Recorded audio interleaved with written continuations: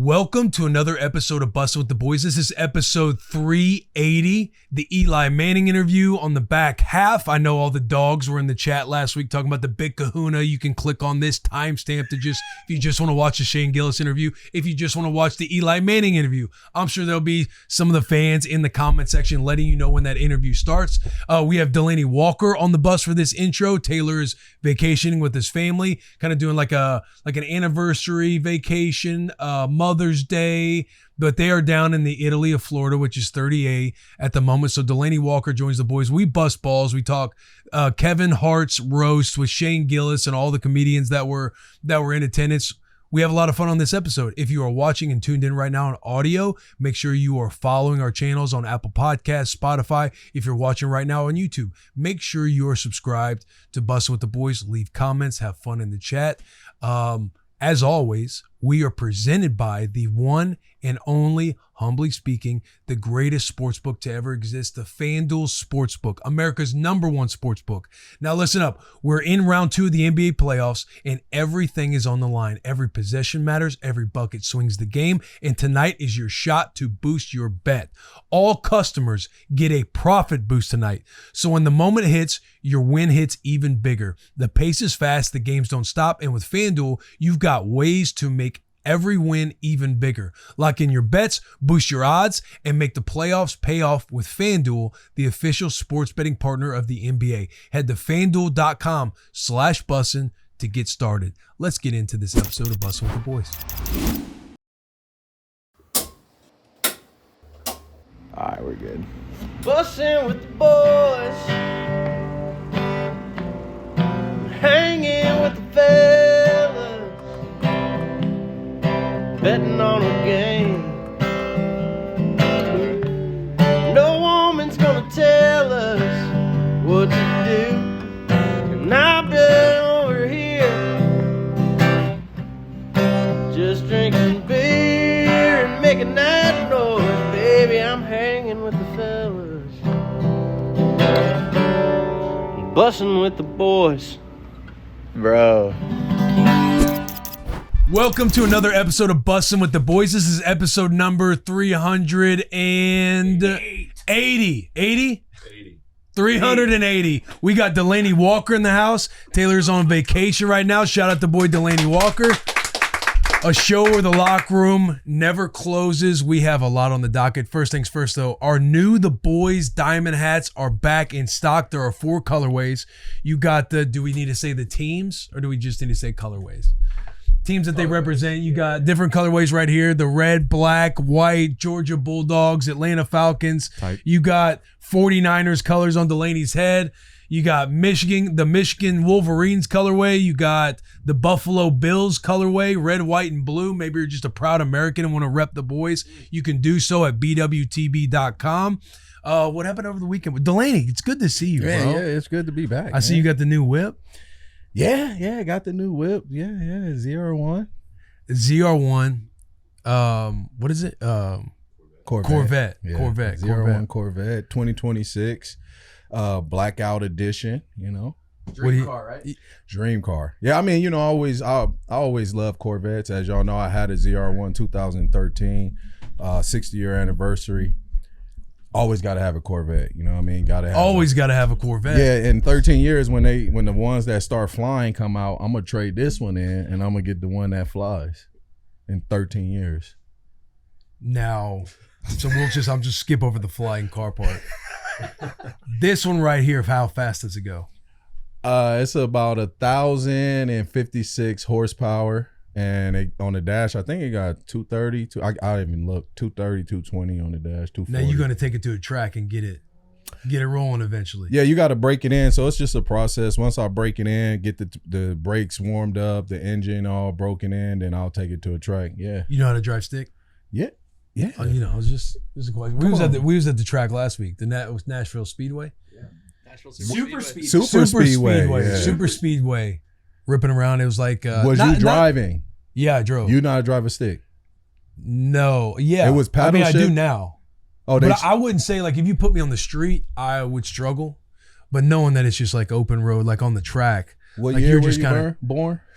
89. I only drove a stick one time in my life, and it was in a parking lot back in high school with one of my boys, and he had like a beater, and I didn't do very well in the parking lot, so I just got out. I'm like, bro, I don't care to drive a stick. Like my Blazer is a automatic, so I just never drove a stick. So that was technically my second time ever attempting the stick. It went smooth. I mean, for that, I feel like it was a massive W. They didn't tell you it was burning the clutch or anything, shifting the No, gears, I mean, doing those things where you're kind of like, you're like in the putting back beginning? and forth. In the Like when beginning? I was in like the second or third gear. But like going out was like, it really wasn't that bad. It wasn't that tough. And you don't drive motorcycles neither, correct? No. Okay, so I'm not good. going to get on motorcycle. It's the same. Yeah, thing. you got the skin tore off from a motorcycle. Yeah, right? yeah. You know, I'm dangerous. Check out the Patrick Willis episode. Yeah, You wanna check learn out about that Pat. story. I mean, a lot of people came up to me asking me about that since they saw that episode, which is crazy. But yeah, I'm sure nobody back there can drive a stick neither. It's like a thing. It's like Why an are you age just thing. pointing around? That was kind of crazy. Who can drive a stick? All of us. I feel like I could probably drive one. Yeah. He said he feel like he never did it. He feel like not. Doing a dirt bike, and I feel like It's similar. it's similar. It's just Yeah. different. So he'd be able to drive it. Clump, can you drive? Yeah, a I mean, stick? I haven't done it in years, but yeah, in Pennsylvania, I learned how to drive stick. Okay. Yeah. Yeah, man. Of course, I know how to do it. Have you? Yeah, of course. Oh, I've never I done don't like it. that. I don't like that. Matt, you just Matt. I can't drive a stick. I can My tell. dad, you can tell. Yeah, you give me them vibes. You know, Matt just got a new car as well. I saw it was nice. He put all those damn miles on it, but it was 2000. Like, yeah. 2000. Tell him what kind of car you got. 2014 Volkswagen EOS convertible. Sport. Don't forget that sport. It's got sport mode. Yeah, for people that did not follow our socials last week at Bussin WTB, our young Matthew Malone, we flew him out to Arizona, and he got to essentially get a free car if he drove it back and accomplish a lot of like side quests along the way. That's awesome. It was unreal. It was like, I mean, Mitch was there with me. It was the most wild trip I've ever done. I think I grew up a little bit too. You know? Sure. Yeah. I think I grew up a little bit. Dude, I ran into somebody at 8th and Rose. Damn, I'm forgetting his name, but he had some funny stories on you. He was following along throughout the last week. He worked with you. Your mom apparently had a camp, whether it was in the summertime or Yeah, she like- ran a camp and you were the janitor. Yeah. They I called was a you water like, boy. What was it, like bitch boy or something? They Yeah. like called you a nickname. Yeah, they call me water boy. Yeah, all the campers. Oh, he was way more aggressive than just water boy. Bitch, that's crazy. What kind of He was like, oh, Nepo baby got the janitor job because his mom worked the camp. He was it seemed like he was Wait, a homie Daniel, of is his yours. name He was- Daniel or Jacob? Nepo? I can't remember. It might have been Daniel or Jacob, but yeah. What kind of camp is this for you Well, to be no. a water boy? No, my mom's a personal trainer at this community center, and the community center runs a camp. And in college, I was part of the maintenance crew, and so the maintenance crew would help with the camp. I know, me being a maintenance man is crazy thinking about that. in the water division. But yeah, so I would part of my job was I would go fill up all the waters around the camp. And I had like a little Polaris, and I just whip around in it. But yeah, sometimes they would call me bitch made water boy. You said they didn't, now they did. Well, it was like a joke. They were the homies. They weren't like, they were weren't- just joking. That's a Yeah, it wasn't like real balls. beef, but like I'd show them, be like, all right, well, do you want to be hydrated or not? So that was. How old were these people participating? I mean, it? it was like the campers were like, yeah, it was like a youth kids camp, but like the dude, like the counselors and the upper guys were all like my age. This is what I was doing in college. It was in college. okay, So, yeah. okay, that I was like, makes sense. they were all like 21, and we were all just like, oh yeah, bitch made water boy. I'm like, fuck you, man. Like, Also, it's not a joke you're doing now. arts and fucking crafts, dog. Like, you know, like we're doing the same shit. We're both in this. But yeah, but I got to whip around the Polaris, so that was cool. Yeah, we're working for moms. That's Yeah. work for moms. Yeah, working for moms, but yeah, that's crazy. He said that, but Yeah, There he you go. came up to me. He was fired up. He was happy that you were getting Yeah. a car. He's like, it's cool seeing my boy just in the Bussin universe, Yeah. getting content made about him. it was crazy. The best thing was the steak challenge. Did y'all tune into the live? I didn't get to see I didn't it see live. the live. You didn't do You it, didn't right? do You it, didn't so it accomplish don't really matter. Hey, 41 ounces. How many ounces do you think you could eat? I mean, I don't You're know. putting to down be the whole honest. thing. I probably would. Yeah. On See, game. everybody says that shit, Bro, it is. It was massive. It I was probably massive. do Yeah, it. Delanie I does. may surprise you when I say that. That means We might have to run it back. We can run 272 it ounces back. steak. It's actually right before you did this. I was watching YouTube and saw the same restaurant come up, and then you did it. I'm like, fuck, I may have to do it. Delaney does. Delaney does. We got to get Delaney does. I don't know rocking. about that because people was hating on Delaney does. We may have to change the name. You know, I ain't gonna say who came. I just pointed at him, but I ain't come up with the name. What do you want it to be? Name's then? Delaney fire, does. bro. Cuz was shitting on the name on chat. Who was? Who? Yeah, Will. What? I was shitting on the name? Yeah. How was I shitting on the name? You was like, it's already been done. They gonna be on you. Oh, I was preparing the haters. I was like, oh no, the haters, they have no clue. Who what done it just happened. before? Who said does at the end of the day? Many people. You don't want to know, bro. Oh, it's like porn. Oh no, only one. There's only one originator. There's only one ever. There's only one ever. Only one originator of. I think it's Donnie Does. Donnie does. Yeah. Okay, Donnie does. That's what I'm saying. I don't want to. So then, what do you want to do? Like, you got a better name? I don't know yet. Let me figure something out. Man. And he did it. It's crazy. That's more. Hey, just to be like, that's more of a just like a running joke. yeah.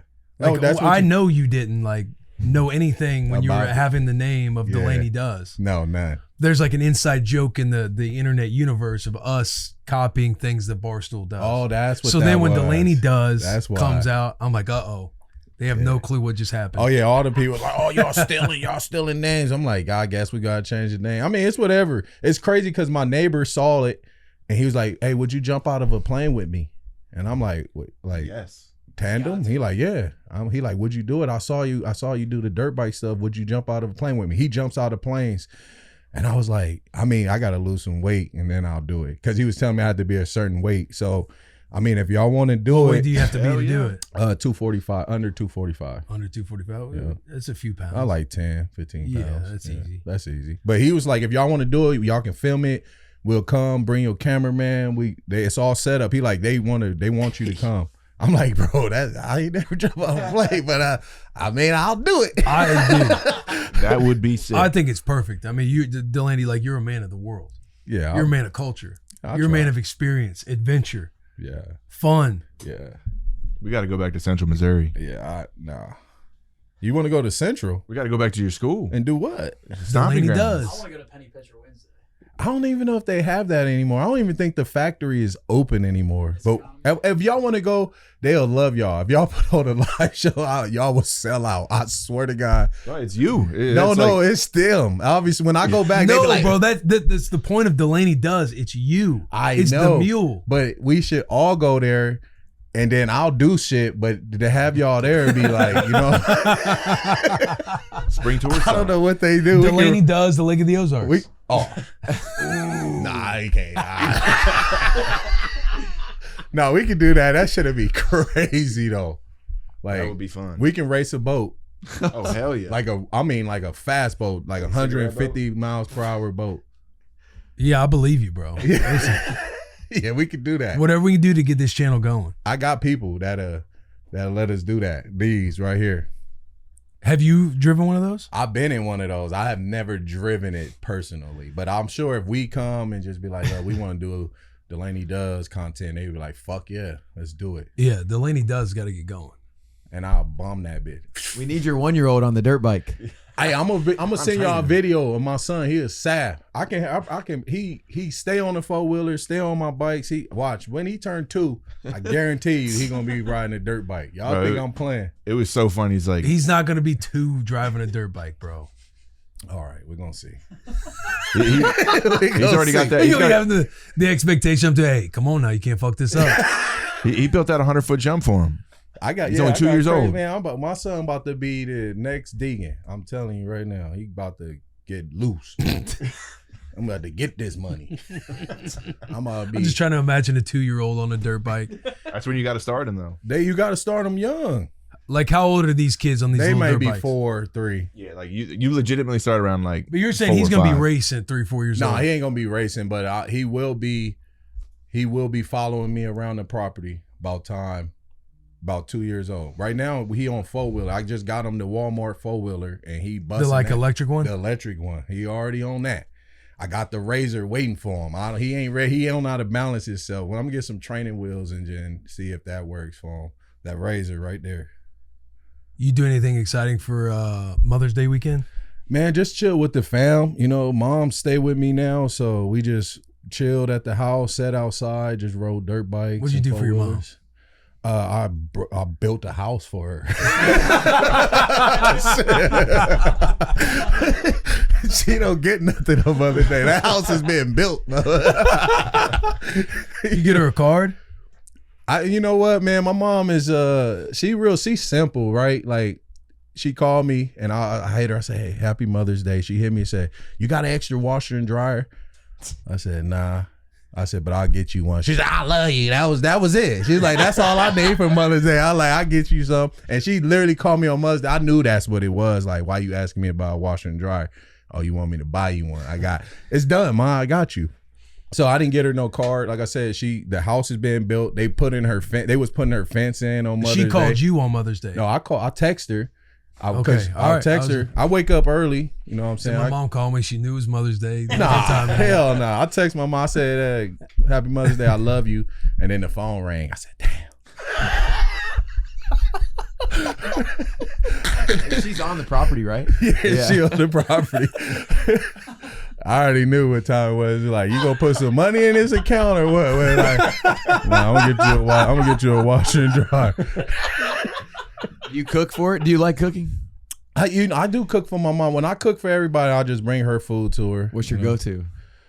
I mean, what do you want? Like, you gonna break your foot off in a recipe? What's it gonna be? Oh, it's probably gonna be like Thanksgiving food for sure. Like greens, turkey, fried turkey, greens, dressing, mac and cheese.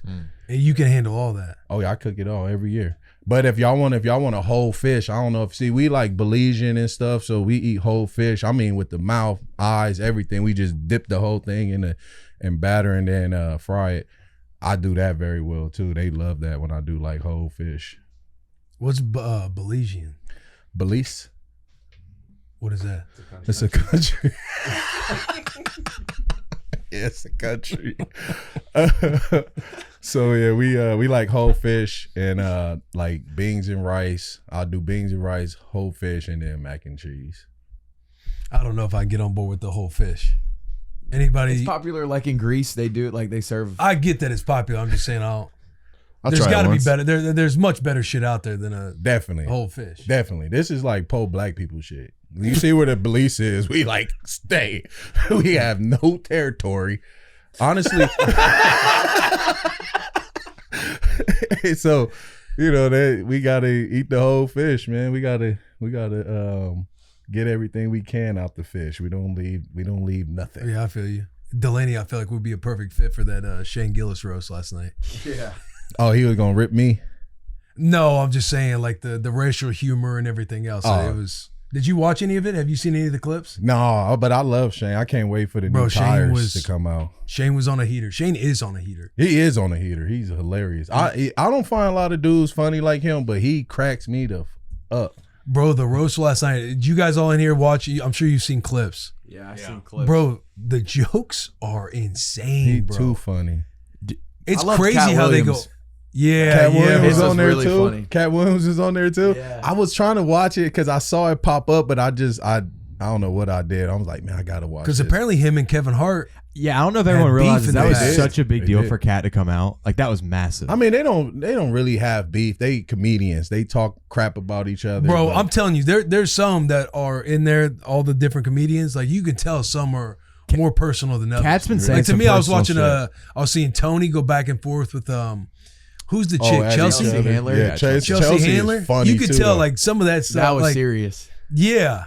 I like Chelsea. The Handler. roast concept is just wild, bro. Like they are brutal to each other. I mean, the shit is hilarious. Shame, You're sitting man. there watching, like, fuck, man. I feel like that's the last thing you want to be a part of. It's like all of the shit that nobody knows about, that they know about, is gonna get brought up, and you're like, fuck. But Shane probably Gotta was eat the it. perfect host for that because he is like borderline, like pushing this. I love it. Well, 'cause- Kevin Hart's telling him he's on his Mount Rushmore for racists. He's like him, Kid Rock. I forget the other two. He said Stephen A. Smith. Yeah, in the last one, he's like in Stephen A. Smith. that's And Kevin Hart's like the perfect vessel too, because he's like, easy to take yeah, the jokes. like, yeah. like, hey, I'm not a bitch. Give me everything. Give you me have. 'Cause everything. He was going at Tom Brady at the beginning. Tom Yeah. comes out. Tom had good jokes. Did he? People's blowing up now. Tom crushed. Yeah, Tom Crush. Whoever Crush. wrote the joke. Somebody wrote his jokes. For Draymond was getting crushed. Yeah. Sure. Wait, Draymond Murdered, came bro. up there. Draymond He was was up sitting up there. there. I'm Yeah. glad people dislike him as much as I do. And people bring him up, and the whole arena's like booing. Someone And then said Jeff Ross, like Steph Curry, couldn't make it. He carried Draymond Green all the way here. Someone said That would have been. That was cold. And then there's a That's lady up cold. there. There's a lady up there whose husband died. oh my God. Underwood.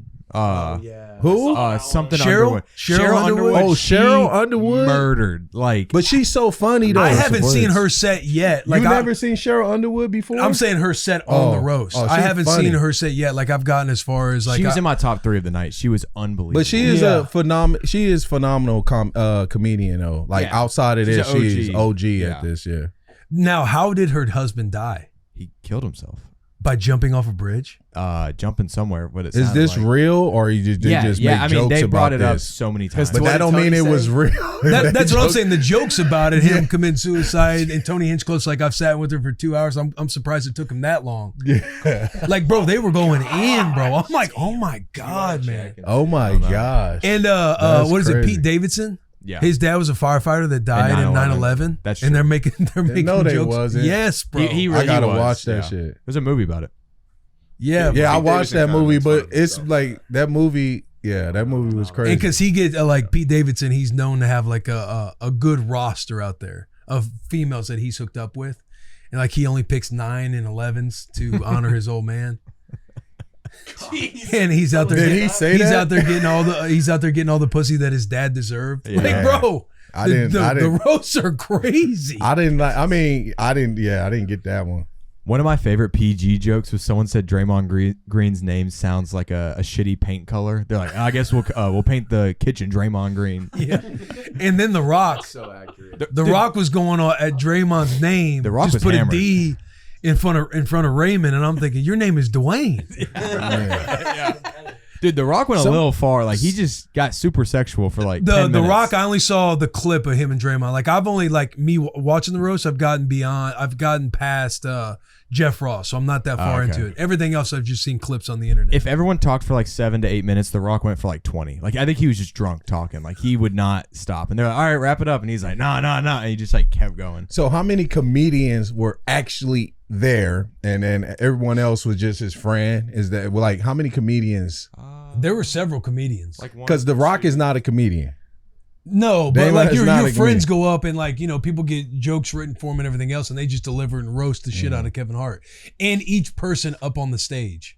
So everybody kind of goes around the room. Delanie Walker's here, and then they say a joke about you, and they kind of go down the line and roast everybody. Yeah, no, I've watched the roast before. I think like 8 of them were comedians. Okay. Like 8-ish. There's a bunch of dudes up there that just sit there that don't ever say anything. Like his boys that are just in the back row and stuff. I thought everyone come up that sit on the couch though. I kind of thought the same thing, but like some of those people never came up there. I think honestly they were just like his friends. sitting I'm up excited to watch the rest. I want to The see roast, it now. the roast concept is nuts, bro. there. And what was another one I was just thinking of? Shane had the balls to say the jokes that we had to cut from last Shane had week. the balls talking about Kevin would have to lynch himself from a bamboo tree. Bonsai, my fault. That's all. And also, Yeah, he's like talking about Kevin would have to lynch himself That's from a why bonsai I like tree. him because he pushed the limits as a real comedian and don't give a fuck, and that's what I like about Shane, man. Like, because what happened to being a real comedian these days? Like, you can't say anything without offending somebody, and it's a joke. It may be some serious behind it, but it's a joke. You know how the world works though with like this roast right here in particular. Like it's all basically jokes, fantasy, all that stuff, but it gets brought into reality because people use these jokes to just fight back and forth with each other on the internet. That's it. To be like, oh, I think this one's hilarious. Well, yeah, it's because you're racist. Yeah, there you go. That's literally what happens. Yeah. But who cares? All right. What are you searching right here? I was just Sure. seeing how many comedians Oh, yeah. were listed, and it was 8 or 9. Yeah, Some of Shane them- Gillis, Pete Davidson, Chelsea Handler, Draymond. He's not a Draymond Green. He's fucking not a comedian. No, Tony Hinchcliffe. he's not. He is. Yo, Big J Okerson. Big J Okerson. I was so happy Were to you see at him the out there. Jelly Roll one? That No, was no. happening at Zany's? I wasn't. Bro, Big J was there. He was- roasted Taylor and I a few times. I was happy to see him get his like his flowers up there. Like he got a spot at the big roast. Yeah. That's just funny, man. Damn, I gotta watch it now. It's good. It's long. Yeah, what is it like? Almost 3 hours. Felt like I was 3 watching it all hours? night. Like it felt like we'd pause it every now and then, but it was long. Yeah. 3 hours. Yeah. I may pass the people who ain't comedians and just get to the. I can tell you off camera who to pass. Did you you watch the UFC fights over the weekend? Nah, man. I was Tootsie's had a grand opening in Panama Beach. So I was at the Tootsie's opening in Panama Beach supporting my friends and family up there. So How was that? crazy. It was during bike week too, so it was insane. You know, had your bike down there? no, I was probably the only black person there, but I had a vibe. You were vibing though. I I already was know you were vibing. You know controlling the me. room. I don't care. You Yeah, know what yeah, I'm saying? I'll be vibing. Like, who is this walking in VIP like that? Like, oh, I'm somebody, but yeah, I'm somebody. You Dude, know? seeing that Strickland won, because I didn't get to catch it either. I was in Missouri for a nice small town Missouri wedding. My brother, Cody Compton, he got married this weekend. He's the middle of the three. Congrats. Yeah.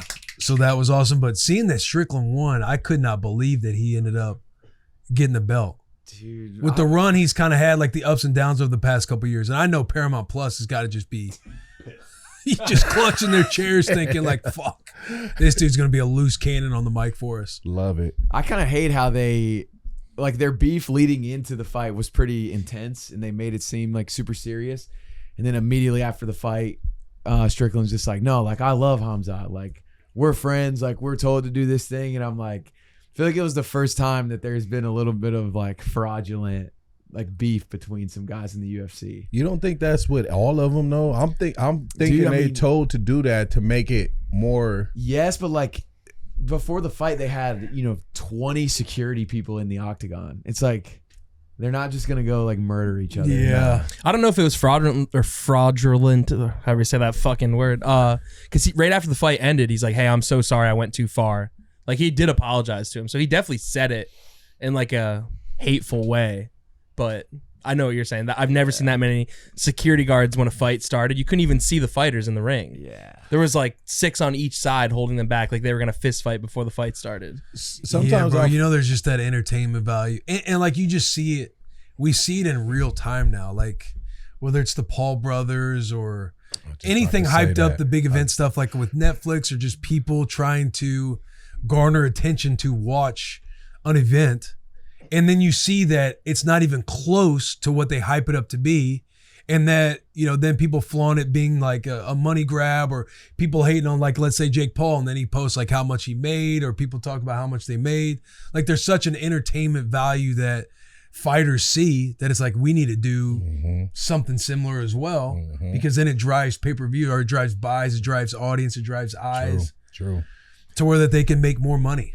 The fight before was awesome with the Japanese guy and who did he lose? Yeah, Van. The undercard. That was epic. Yeah. Had the Japanese dude won, they were gonna do a card in Japan, which would have been epic. Would have been their first one. Wow. Yeah. So but it was a banger fight. But the middleweight division, to me, I'm just like, it just feels weird. It feels off. With Strickland being the champ. Yeah. Why? Jim Miller, another win. Yeah, that was Shout out to huge. old man Jim Miller. You hit a parlay, didn't you? I did. I had Sean Brady. Shout out to Sean Brady, Philly guy, and Strickland. Little parlay. I think it was 1,100. Little nice one. But Sean Brady, that one was kind of crazy. I don't know if anyone saw pre-fight. He was like a heavy favorite, and then maybe like 4 or 5 hours before the fight, the odds completely flipped, and he was a dog, which is kind of crazy. Then there was like, oh, he could be hurt, all this stuff, and he went out there and beat the shit out of who was it? I'm going to forget his name.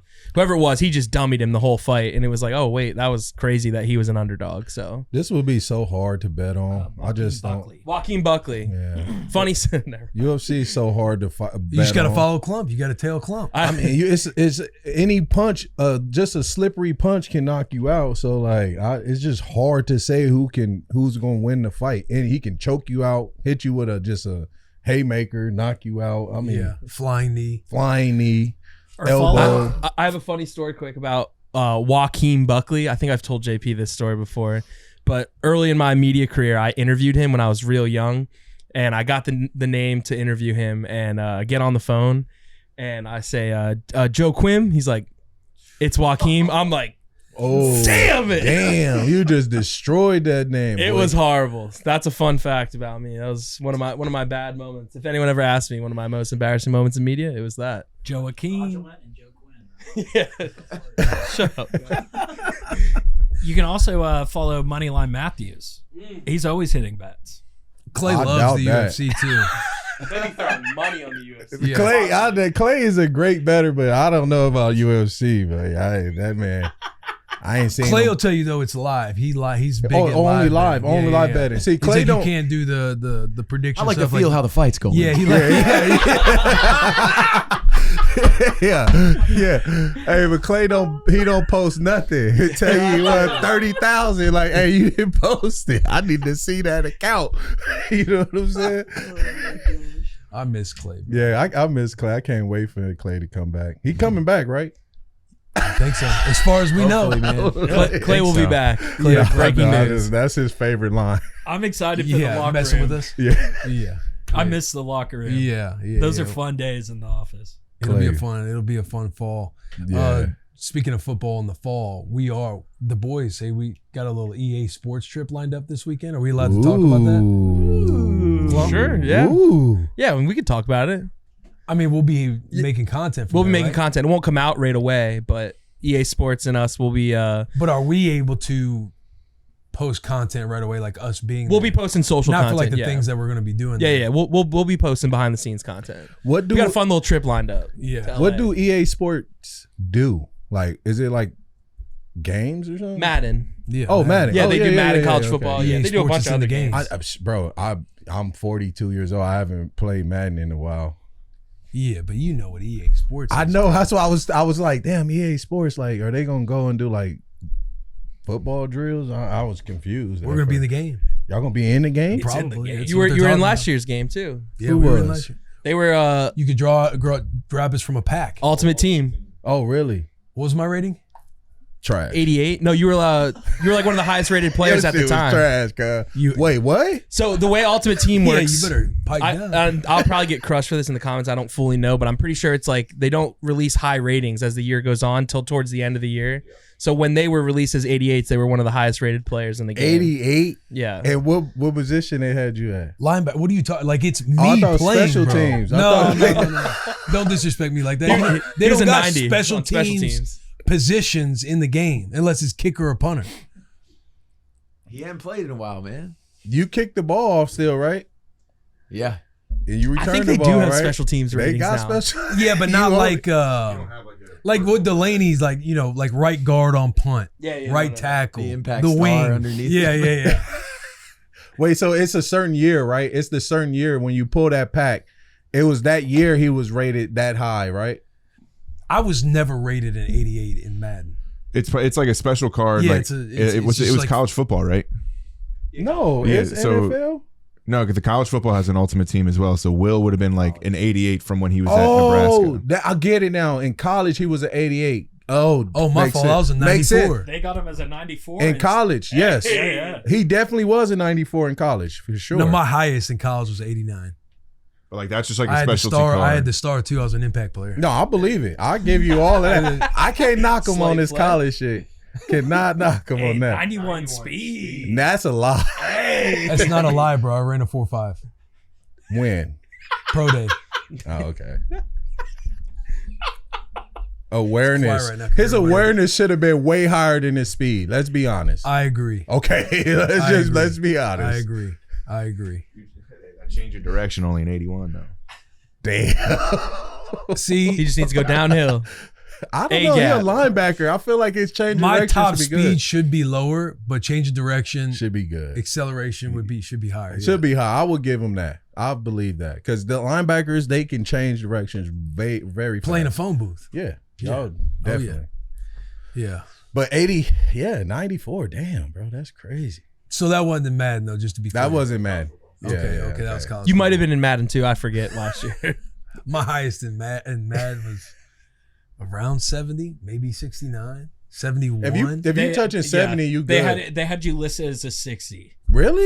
for Madden. Hang on. 60? Yeah, but hang on, dude. No. there's multiple years I There's was on multiple Madden. years. Yeah, And yeah, they would do You gotta go updates. to They would your do highest. updates Yes. as well. Yeah, go to his And highest. updates, and His updates. highest ranking. You got to go to his highest ranking. You can't go to the low. Because you were disrespected on your ranking. I wonder if you were the lowest ranked captain in the NFL. Wow, that's a good question. That Will, is a I have good your question. ratings right here from my guy Bradley from EA in Madden. You were a 70, 75, or 70, 70, 75, 72, 70. I'll take that 75. 75 is actually That was good. Madden 18. You were a 75 Wow. with 85 speed. And 18. And you was with That's us. when I was with y'all. Yeah.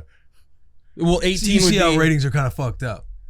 I would have been Madden 18 would be before the year starts. Yeah, so it's going off your Redskins. So Redskins. Oh, the Redskins. You're on the yeah. Redskins. Okay. Yeah, he was beasting at the Redskins. You had 85 I'll give speed, that. 73 strength, 82 tackle, Damn. 58 catching. Stop, 58 man. catching was 58 trash. catching. Then you get a That's pick. yeah. Yeah. I got 3 picks. Three picks. That's this crazy. one's And I was even worse. all-state receiver in high school. That's this wild. 74 hit power, Ooh. I wasn't a That's thumper. disrespectful rating though. 83 play 74 hit recognition. power? 74 hit power? That's not good. That's horrible. I mean, that's average. But look, I wasn't a thumper. Yeah, I was known as like a cowboy tackler, like a rap tackler. Yeah, you read. 89 acceleration. Yeah, That's good. That all right. Let's switch it up. yeah, let's switch it up. Mitch watched my dog over the weekend. Yeah, shout out Waffle. She didn't really do a whole lot. Just kind of sat in the bathroom the entire time, and we just watched TV. But your movie theater room is unreal.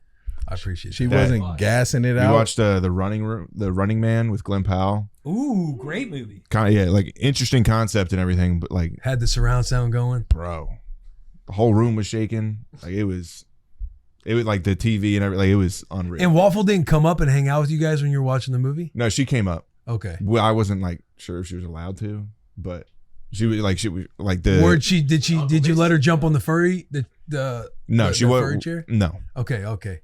she wasn't allowed on that. Because usually you'll go up to the theater room and then you'll hear her kind of like bumbling, slowly walking. She followed us up there, and then like when it got really loud, like and like shook the whole room, like she would like get scared and freak out for a second. She's but very she was a high chiller. anxiety dog. She was a chiller. Didn't really do a whole lot.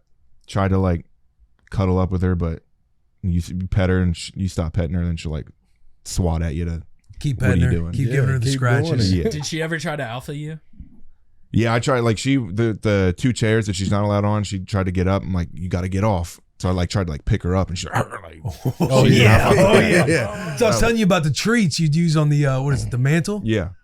Is that, like, is that what you ended up using, or you got her off? no, physically? I just pushed her off. You took Like, it as a challenge. I'll Yeah, fuck you up real quick if you Yeah. want it. I'm shocked you let somebody. that animal brain happens, bro. But then she got down. She just looked at me with her like with her underbite, and I'm like, all right, you're chilling. It's a I just go pet her again, and she would be straight, and it was fine. I'll I'm fuck like, you get up on if that you couch. want it. Go Did you over throw there. the ball at all? Yeah. Did you see the tennis ball? I got one of those big tennis balls. I went outside, tried to throw with her. Not very good at fetch. She would just start running away from me when I tried to get the ball. Yeah, Yeah. it's tough to get from her. Then Yeah. we Growl went at you. inside, and like I tried to like take it from her, but she just mauled that, like tore the whole, like probably broke the toy. You probably have to throw it out, but Yeah. it kept her busy for about a couple hours. You a good man though, No. Will, because you let this man. How long was he at your house? He was there Friday morning to Sunday. Yeah. God damn, you a good man. Why? You had to watch my dog at your house, boy. Yeah, boy. What you mean? Hey, Mitch you did ain't him a walking through favor. my crib when I ain't there. You got I mean, I feel like I'm a pretty trustworthy guy. I don't have believe to- you Yeah. a trustworthy guy. I trust you with a lot. Like, would you trust me to watch your house? Not stay there. You can come check on it and then go back home. Shit. What you got at the house? I got all type of shit. I mean, obviously, there's like certain parts that are like off limits. Like, I'm Like not, you got stuff you wouldn't want me to see.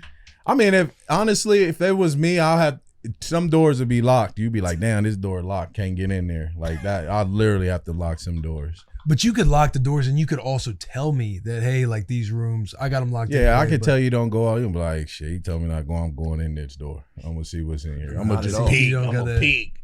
I ain't gonna. I'm not. I'm the type of person you ask me to. I'm gonna just watch him at my house. You cool with that? I don't even because I ain't saying I'm gonna steal nothing, but I may be looking around like, damn, this nigga. So it's saying more about Delanie than us. It's like, goddamn, that boy got this. He got Like, that. like The Waffle, fact that you're saying like I ain't gonna steal nothing, but you know, I mean, Waffle sleeps in their room, so like I didn't go in their room at all. Like I would just take the treats, throw it in her bed, and then immediately walk out and like just shut the doors. And like I wasn't. Mitch snooping or stayed anything. with his girl there. They fucking know. Y'all Nope. stayed Nope. there? Nope. On God. I even told him before. I was like, don't. Don't. Yeah. And I was like, And hey, he's like, hey, understood. listen, I won't. Yeah, I understood. If that happened, we would go home or Said the something. movie room was Okay. shaking. Yeah. That was from the surround sound. I promise. I don't know. I'm just weird. Waffle's a chiller. More of the story. She didn't really do a whole lot. Yeah. Hey, good pen. She Yeah, didn't do a whole yeah. lot. Tried to go outside and like let her just kind of get in some fresh air. Didn't want any She part comes of it. back. Yeah. Yeah. You tell her, hey, Waffle, you want to go on a walk? She'll like put her head down. Doesn't want to walk. You told me she doesn't like walk, so I didn't even really try that. Yeah. Bulldog. Easiest job. Easy. Except when she tries to get up on furniture she's not supposed to, and it gets a little feisty for a quick second. Yeah. Yeah. You got to let her know. We could find out. Yeah. So you got to I needed feed you to Waffle elaborate on that. medication food? She does farmer's dog. Okay. But like during this time of year, she usually gets allergies, so we Allergies. have her on medication for the allergies. Yeah, you can. She kept looking at her paws the entire Yeah. time. Bro, did They you swell up. get that experience like while y'all are chilling watching TV and she's just licking and you're like, dog, fucking Yeah, it's like stop, bro. one, it's It's loud, just- and two, like she's like also licking the couch or the whatever she's Yeah, on. It's like, everything. bro, stop doing that. And it's She'll like, get her. Sometimes she'll like, what is it called? Where they get the little juice coming out of their butt. Oh, They're yeah, like the anal little glands. glands. Oh, bro. it And stinks. Waffle's butthole. Her being a bulldog, English bulldog. Her asshole's exposed. Exposed, just up. So she'll have it like like on the furniture or something, and then she'll start fucking licking it. The most disgusting. Do you not get that shit squeezed? You Yeah, can we get do. a squeeze. Yeah, You yeah. can. Yeah. That's why you can't get those My dogs. You can get it Frenchie- squeezed or what? Like perspirated. Yeah, or some you shit? can do it yourself. You just kind of like pinch it and this white shit come out. Yeah. But my dog, so I got a bulldog too, but the Frenchie licks. When that happens, she licks his butt and lick it, and her breath stinks so Dang.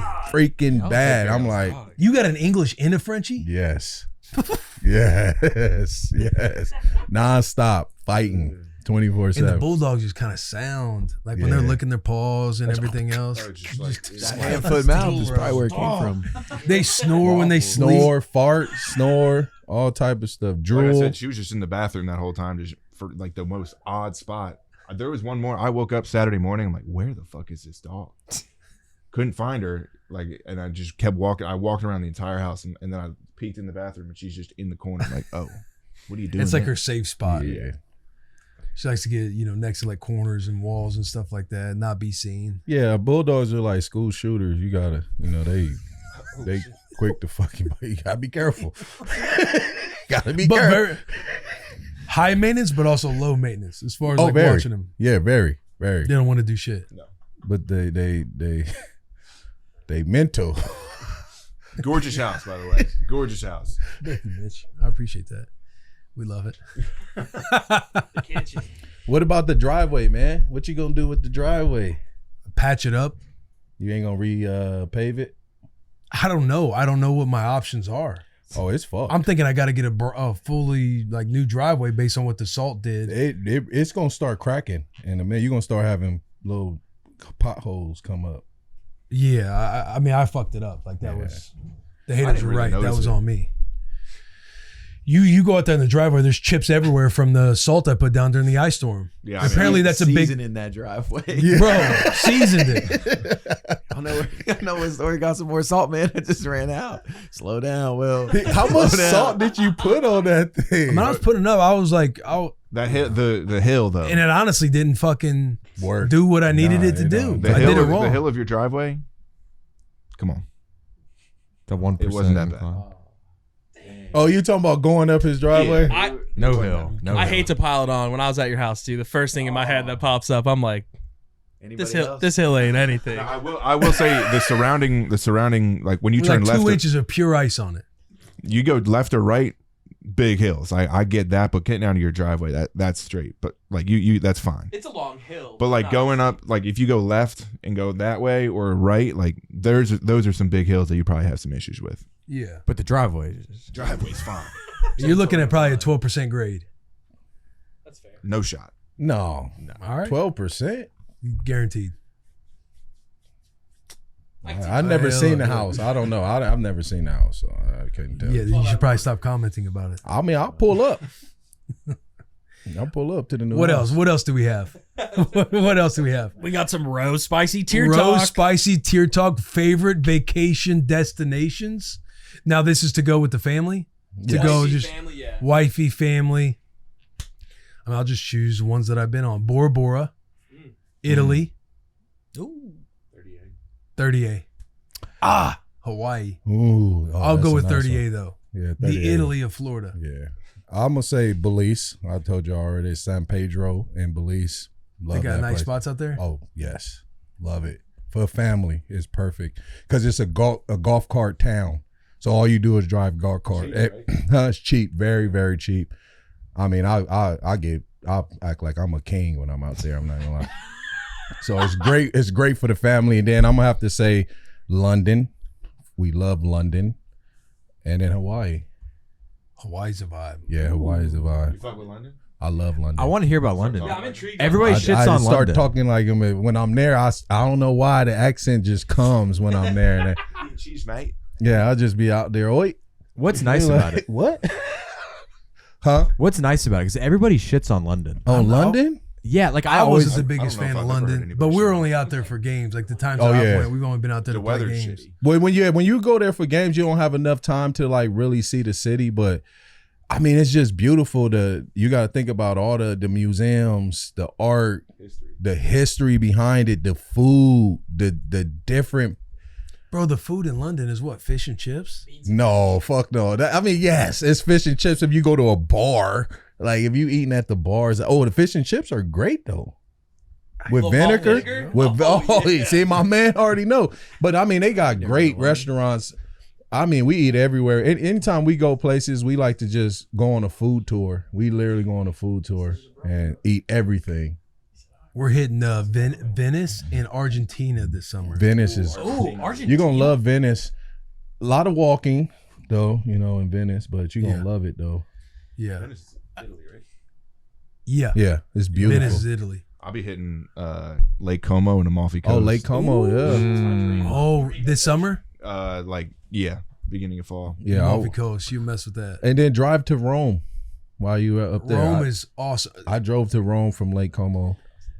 We're thinking of like just training because Brooke has a wedding in Lake Como, and then for the following week we have a wedding in Greece.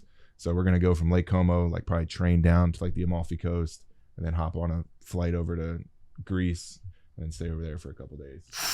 That's gonna be awesome, Yeah. bro. And at the Amalfi Coast, you need to go do Sorrento. Yeah. Yeah. Because we did Florence, Rome, Sorrento, or Amalfi Coast, and then what is it, Capri? Mm-hmm. Island of Capri. You're It was going to sick. Venice this year? This year we're going to Venice and Argentina. Argentina's going to be sick. Yeah, bro. What'd you think about Paris, Delanie? I love Paris. I thought Paris was a great city. They have this one restaurant that do escargot. It's right next to the Louis store. It's a famous, I know people on here gonna know the name, but it's a famous restaurant that serve escargot, and you gotta go there. They got the bread with the garlic butter. Oh, that shit is amazing. But we love it. Only thing I don't love about Paris is expensive. Yeah.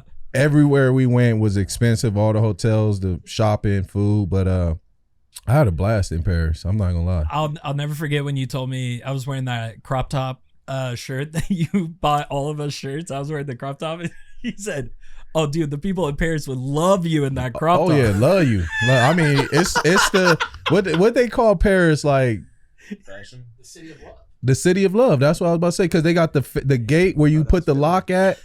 That, but It's like the city of romance or something. yeah, but like all kinds. You say when you're out there, you start Yeah.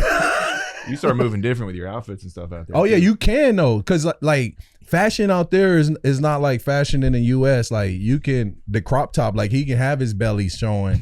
With that? no, Let me ask you, Delanie, She wants to say LeBron. how would you explain fashion? Like, what does fashion mean to you? Fashion means to me is what it means to me. It probably would be how you put that shit on. I don't know. I don't know. Respect. It's like however you put it on. It don't have to match. It don't have to go together. It's just the confidence of you wearing it. However you feel confident in whatever you got on. And that's why I tell people, like, they look at me and be like, bro, you dress weird. But I'm like, bro, I'm dripped. Like, cause I put it on. That's real spiel. Right. You It feel is, me? exactly. Like that's me. You can't please everybody. I'm gonna dress the way I feel like I think I'm comfortable walking out the house. And Delaney fuck the rest. Fuck the Delaney rest. pulled up to the Supercross with like $300 pair of J's. Like he doesn't care. To care. They was like, you gonna wear them on the dirt? Like, yeah, we good. You ever hit the fashion shows? Nah. Like, would you hit Met Gala if you got invited? No. I'm not. I wouldn't be a part of the Illuminati. So no, I You'd be wouldn't out be there there. dressed like Sam Smith, huh? I would. If I went, I would though. Like if I went and I did it, I'm gonna just be out. I'm gonna just say I'm gonna do something crazy because it doesn't matter to me, right? So I may come dressed like a goddamn. I could see Delaney going naked and just having like $100 No. bill just over his. We talked about this. I said if I went, I'll be a half man, half horse. The centaur. Ain't that tough though? Keep that 100. That's tough, right? That is tough. That is tough. The mule, the centaur. I'm telling you. But had that thing hanging out. Yeah. What thing? Had that thing hanging.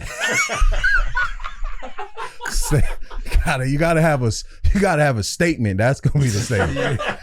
It's gotta have a statement. Point. But that's what I would do. And I guarantee you that shit would be crazy. And you'd have to have something too, like philosophical, whenever they interview you about your. Oh, How you feel. I'll have the blacked out eyes and I wouldn't say anything but just like on some all Illuminati shit. I would literally just go find Illuminati stuff and just say phrases Hell yeah. and then look at the camera like this.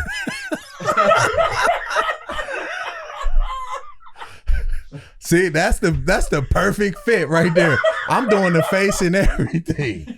That's the perfect fit. Diddy Walker for real. Nah, you crazy. We gotta stop saying that, cuz getting out. We gotta be careful. We'll shut it down. Your boys starting to call you Diddy Walker? Who? Like your boys?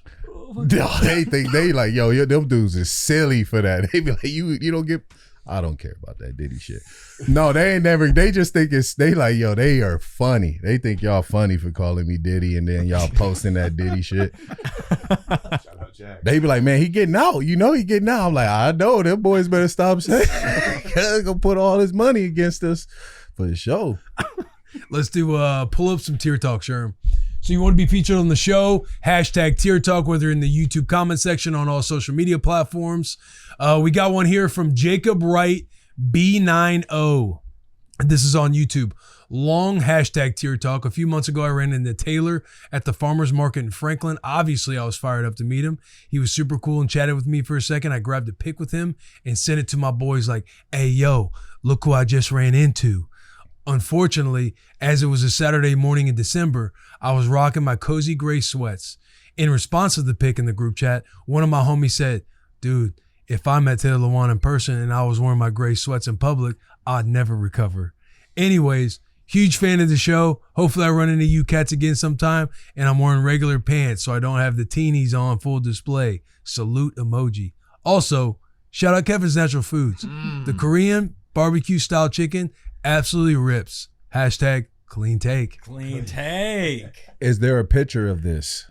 We got to see the gray sweats. We get Jacob Wright, please. You got to DM us that picture. We got to see it. DM us the photo, Jacob. Thank you for the Tier Talk. It's a great story. Brendan King. Y'all shitting on Willie for that pool is crazy. Hashtag Kevin's Natural Foods clean take by the old Willie Meister. What pool? I don't even know how I was getting shit on. I was just saying like We were the talking about the above ground whirlpools. pools, And making like the all your circular boys. ones, doing wave pools, wave parties. And then the boys were pulling up like rectangle pools and everything else. And it felt like I don't even know why I was getting shit on. Someone shit like I think we pulled up an absurdly small one, and like you were like, "That's the vibe right there." And it's like, yeah, it was a little small, but like, yeah. Then Taylor, I think, was just shitting on it. Taylor was saying that pool that was pulled up was the vibe, and I'm like, that's not the above ground. Then maybe that's what not it the was. vibe. That's not the wave. Because the whirlpool is fire. Yeah, the whirlpool is yeah. fire. Like, didn't Jack was in one over the weekend, wasn't he? Yeah. That's it. They're back. Yeah, those above ground pools. Yeah, Is that back. a whirlpool or just a above ground pool? Just above ground pool, the circuit. The old school joints that we grew up with, like in the. But when you do the whirlpool. Yeah, when you get your boys, when you go on and you make the whirlpool yourself, and then you never fight done that. against it, and then you do waves on the rafts. And you have a then wave you're trying party. to survive in the ocean. Damn, y'all trying to break this ground pool? Maybe that's white. That's some white boy shit. Hashtag Tier Talk from some dude named Deke. Rate these Disney Channel original movies from best to worst. Johnny Tsunami, Brink, Smart House, The Luck of the Irish, Halloween Town. Question before we start. Remind me of Brink and The Luck of the Irish. Luck of the Irish is terrifying. Brink is the rollerblading movie where he's on X-Blades, the highly competitive team, and then decides, hey, the X-Blades guys are kind of douches. I'm going to go with the more wholesome kind of underdog rollerblade team because they didn't sell out to the man. Yeah. And they beat him in the end, And right? they beat him in the end. Yeah, okay. Did you watch that for real? Yeah, I watched Brink. Oh, okay. Yeah. And what was the other I one? recognize the Luck of movie. the I just Irish, can't man. remember what it was Oh. about. But Luck of the Irish is what you were Is that asking with about? that with the old man? It's like leprechauns playing basketball. Finds out he's like part leprechaun, and his like the lucky side of his leprechaun like gets taken from him, and his evil side, Seamus. Yeah, Seamus. comes out. Seamus comes out, and it's like messing with his basketball with his I don't dreams. think I've Is he seen that like one. Pull up the Disney, scary right? one. He's all Disney. Oh, okay. Yeah, I I see the remember that. kid, yeah. I remember that one. I was so mad at Seamus. Can you pull up Brink though real quick so I can just because if I see the picture I'll remember. Yeah, absolutely. You know, I played football 14 years. And it was fucked. 90 in Madden with 92. 92 and Main man. character's on the something like that. left, You were and like that's the villain on the Oh, right. I Yeah. remember. I don't remember. Yes, I remember that. Yeah. This kid always played the villain. Wasn't he in Good villain. Good Villain? He's a good villain. Yeah, this guy. Yeah. He throws the marbles at the end on that race, Mhm. like down the hill, and the guy throws the marbles out to try and trip him. All right, bring up the list. All right, list. Halloween Town for number one. Oh, yeah, I'm going to go Halloween Town, Johnny Tsunami, Yep. Brink,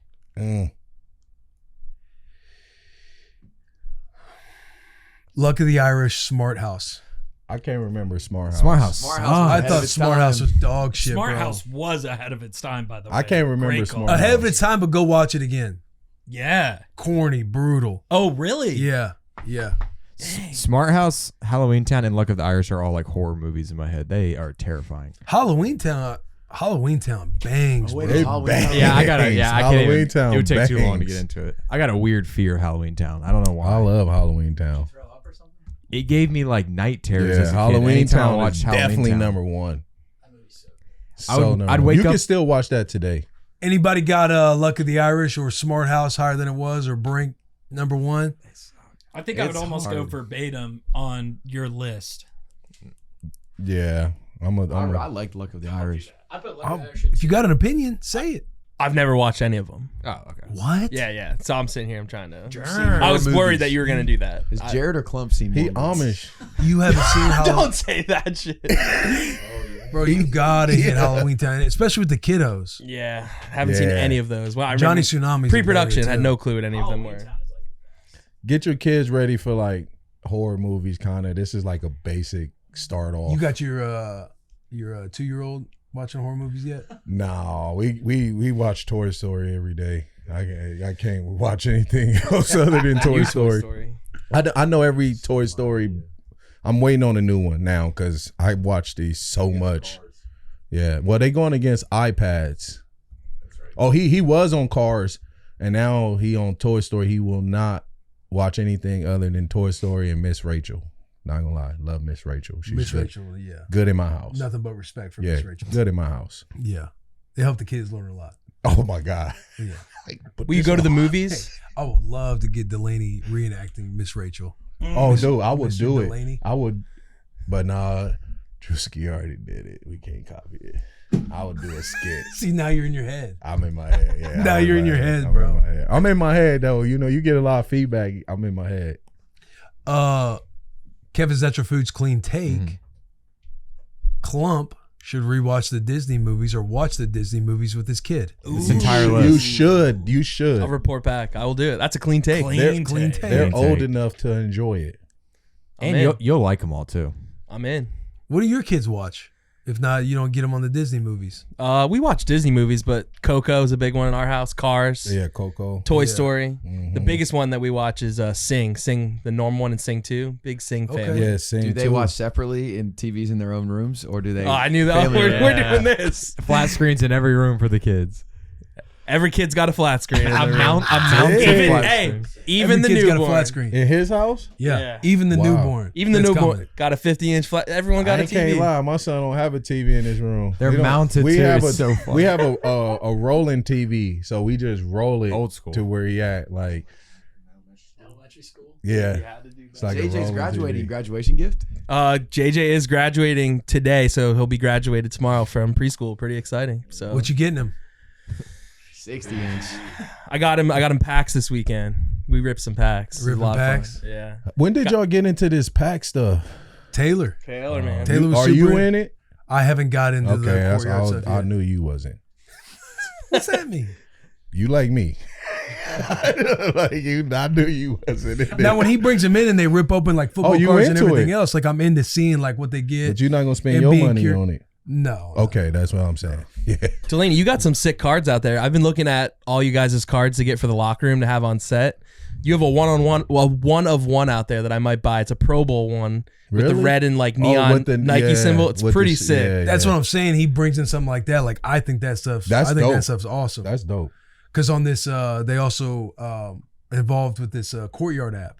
That's You heard what about Courtyard? we was just talking about it out there. So I Bro, was and it's asking- collectibles. Are you into collectibles at all? I was telling him I have football cards. I don't do the Pokemon or like the Street Fighters. I don't know what else they have, but The Courtyard IO has like a wide range of collectibles. So it doesn't like Taylor was super into Pokemon. And then he comes across Courtyard or some of the boys or somebody was getting him into football cards. Was it Coop? Yeah. Coop's an OG card guy. well, Jerry Yeah. got basketball cards. Yeah, I Jared's like an NBA. Jared likes NBA cards.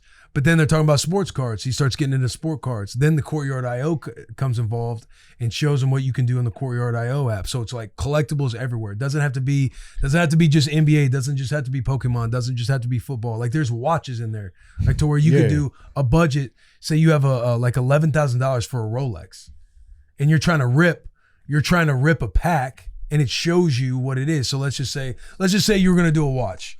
And you had $1,000 you put on this Courtyard IO app, and $1,000 you're gonna rip a watch. It's gonna give you something in the range. It could be a watch that is worth way more or more than $1,000. It could also be a watch that's worth less. So it'll reveal it what you get. You could get that watch. Say it's worth $1,000. You pull a watch and that watch is worth $2,400. You can get that watch sent to you if you really want that watch. You could cash out the money. You could take that money and continue to rip other stuff collectible wise in the app.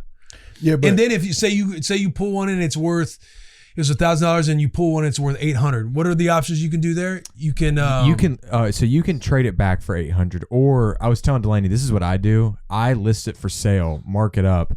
There's like sickos on this app that are like, I've never had a card sit for more than like a day. Like people buy up stuff. Yeah, so you can pull one that's worth below and then put it somewhere else and mark it up. If I don't like the But what if buyback, I- I just list it for sale and someone can else you buys put it. your own cards on there though? I don't know. That's That's what me what and I Delanie keep were talking. I don't asking know if you because I can. got cards, and if I can scan that card, put it on there. You probably have to go through a process where it gets graded. Yeah. Wait, I got to send it in so they can Yeah. see that it's the real card. Yeah, They probably have I'm to buy fine it with from you that, too. yeah. Because I feel Because like there were some dope it's cards their I saw vault. last week, and I'm like, oh shit, you got, so and so.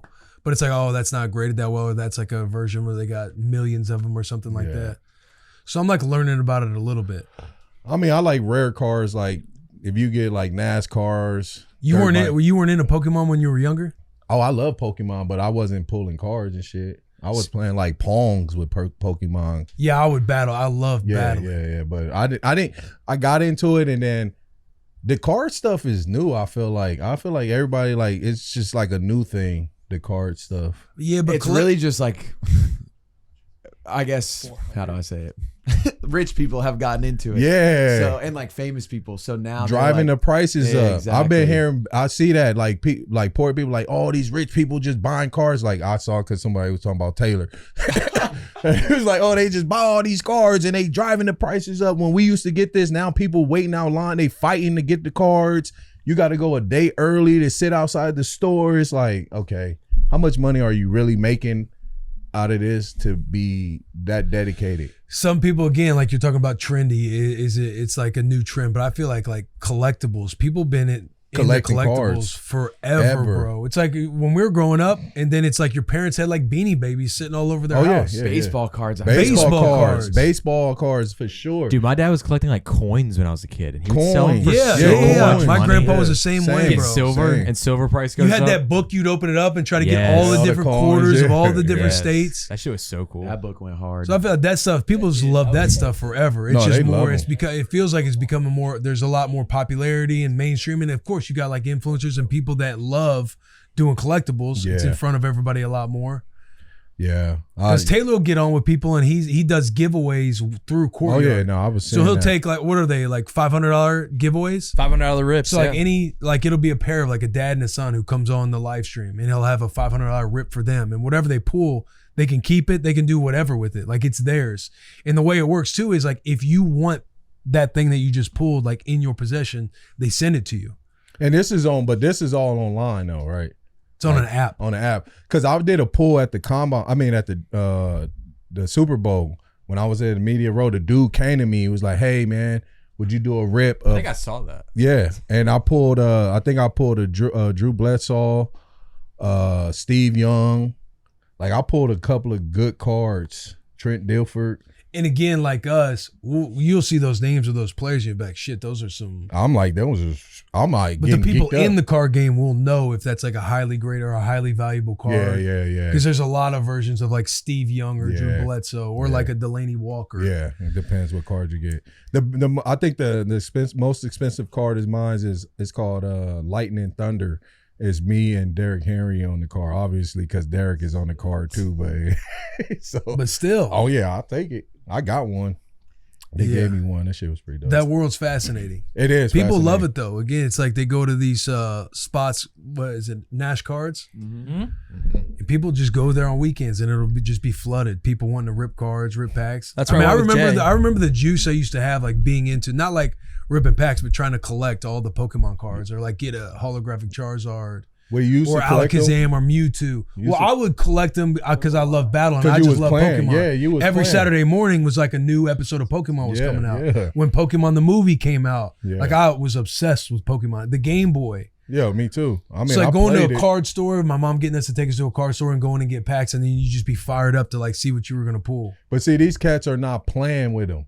They're getting these cards and holding them. Like, right? And so it's like you holding cards we used to play with. We would get those cards and be like, oh, you pulled that out, man. I pulled out 3 times power Pokemon. For sure. You know what I'm But saying? even back then, like I remember my and that's how you got the cards. I beat you, I get your card. But That's- some people were in, even when we were growing up, people were into also collect them. Like I remember my boy Logan. We loved playing Pokemon and doing all the different stuff with Pokemon. But his dad would be up late at night. It'd be 1 or 2 in the morning, and he'd be on auctions online, like dial-up internet, Yeah. trying to get auctions and collect and have binders full that we couldn't touch or play with. Yeah. You know what I mean? Yeah, limited so like, edition. people still valued collecting whatever it is. It's just that fascination of like collectibles. Yeah. People are grabbing stuff, holding value, see if it takes value. No, definitely. I'll hold them. Because there was like a post last week talking about the Pokemon market being up. It blew Like if up. you have your cards like back in the day, like what it could be worth now. Yeah. And I'm saying like, damn. Me too. Oh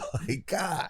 That's why it is fun what Taylor is doing, because probably a lot of those people that come on are not going to go buy a $500 No, pack they Right. not. So like, and they have a really good chance of getting a cool card, which is Yeah. fun to see all of their reactions. Well, Taylor's smart because people was getting knocked for just buying all these cars and not giving back to the people who can't afford Yeah. it. So Taylor is actually doing a good thing by And doing his that. kids are into it too. So it's like you hit the dad lane of like being into something that your kids are into. So you could like do it with them. And then again, it's like including the audience and audience being able to like get something from it, or True. again, like pulling a $500 rip and you have no clue what you're going to get. Yeah, that's it. Yeah, It feels very like win-win-win. Like when we're doing it, his kids are just sitting right there. Like it's like a family affair at Taylor's house doing it. It's so like wholesome. Do he let them play with the cards? Yeah, dude. Like when we get there, They have their own binder. They have their own stuff They too. they showed me all their cards. It's like they have their favorites. They sit there with the live stream, and it's like Taylor's like, you can do the first couple rips, and then they sit there like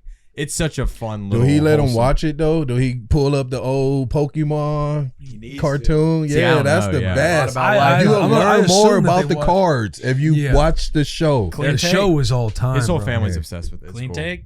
It's a clean take. Yeah, I Kevin mean, Central Food clean take. Also, on the Courtyard.io app, Taylor has a promo code for 15% off your first purchase, Delanie, if you want to give it a try. No bad days. 15, Yeah, no bad days. 15. Somebody's got it though. Have you seen it? Yeah, Have you yeah. seen the I was, interface I of was it? talking to Jared about it. We was sitting there in the office talking about it. Yeah. Cause I was trying to see if I'll get it if I can put my cars on there. I want to try to sell the ones I got before I buy new ones. You got a know? shit ton back home? Yeah, Back at the house? I got a gang of cards: basketball, baseball, football. Only like sport cards. You know what I'm saying? I Are got they a in mint condition? mint. Really? Haven't touched them. Yeah, haven't touched them. Delaney goes to Nash Oh, Card and he sells his does, cards. yeah. All in binders, and then I got a card rack with all my cards in them, and they slide in, and they all in glass cases. It's probably like 42 cards, all different cards in me. That's why no one house sits for him, because That he's got part. all those cards. That would be a behind the door. They ain't worth. yeah. ain't It'd be worth locked that. in a room. Yeah. Yeah, they ain't worth nothing though. All right, should we get to Eli Manning? Hey, I think we got to shout out Max Crosby's new songs. Oh, bro. Hey, 2 was a.m. that in Vegas. Was that Black really Boy- him? Black Yes, Boy Max, bro. yeah. Max is nice. No, because ain't what's the name? Black Boy Max too. Black Boy Max. Yeah. That is that artist. It is an artist. That's why I was like, wait, is that real or? Feeling like Is that Black really Boy him? Max. He's like a streamer. Feeling like Yeah. Cactus Jack. JP put me on the 2 a.m. Yeah, 2 a.m. in Vegas, man. Yellow diamonds on my neck. I'm pissed. We were listening to it on the road trip. Now I was talking shit on it. He was, but dude, I like the song. Actually, Yeah. 2 a.m. in Vegas, I have been listening. It goes hard. Yeah. I ain't heard it. I think I was just. They just threw a blood stove right there. So You don't fuck with that. nah, I'm fucking around. I'm fucking with I'm joking. No, I know he ripped. No, yeah, though. I dude, know Max he is ripped. nice. Yeah. I'm telling you, on be like Freestyle Fridays in the locker room, and when I got there in Oakland, and Max would be ripping it up. yes, bro. He got every that vibe week. though. Yeah, he got that vibe. He's got juice. He's got sauce as a white boy. What you think? He got that vibe. Like, cuz can probably run around the hood and be straight. No Like, question. Yeah. He's got the that juice. vibe. Yeah, he He got got it. the juice. Y'all should hop on a song. I don't, man. I mean, I'll be in the back. I'll ad lib. Whether he say something, I say that. Yeah. He'd be in the music video. Yeah, I'll definitely be in the video. If he need the ZR1, holler at me. All right, Eli Manning. Comment, rate 5 stars, leave reviews, all the fun stuff. Follow us on socials at Bussin WTB. Everybody, buy the boys hats, bwtb.com. Eli Manning, big hugs, tiny kisses. All right, we interrupt this episode to bring you Neutral. Neutral tastes great and tastes so much better than anything else that's out there. It's made with real vodka and real juice. That's what makes Neutral delicious. Neutral comes in a variety of flavors like pineapple, watermelon, black cherry, and their new flavors, peach and blueberry. It's perfect for social occasions because it is such a crowd pleaser. As the weather warms up, think patio, backyard hangs, day drinking, golfing with the boys, beach or lake weekends.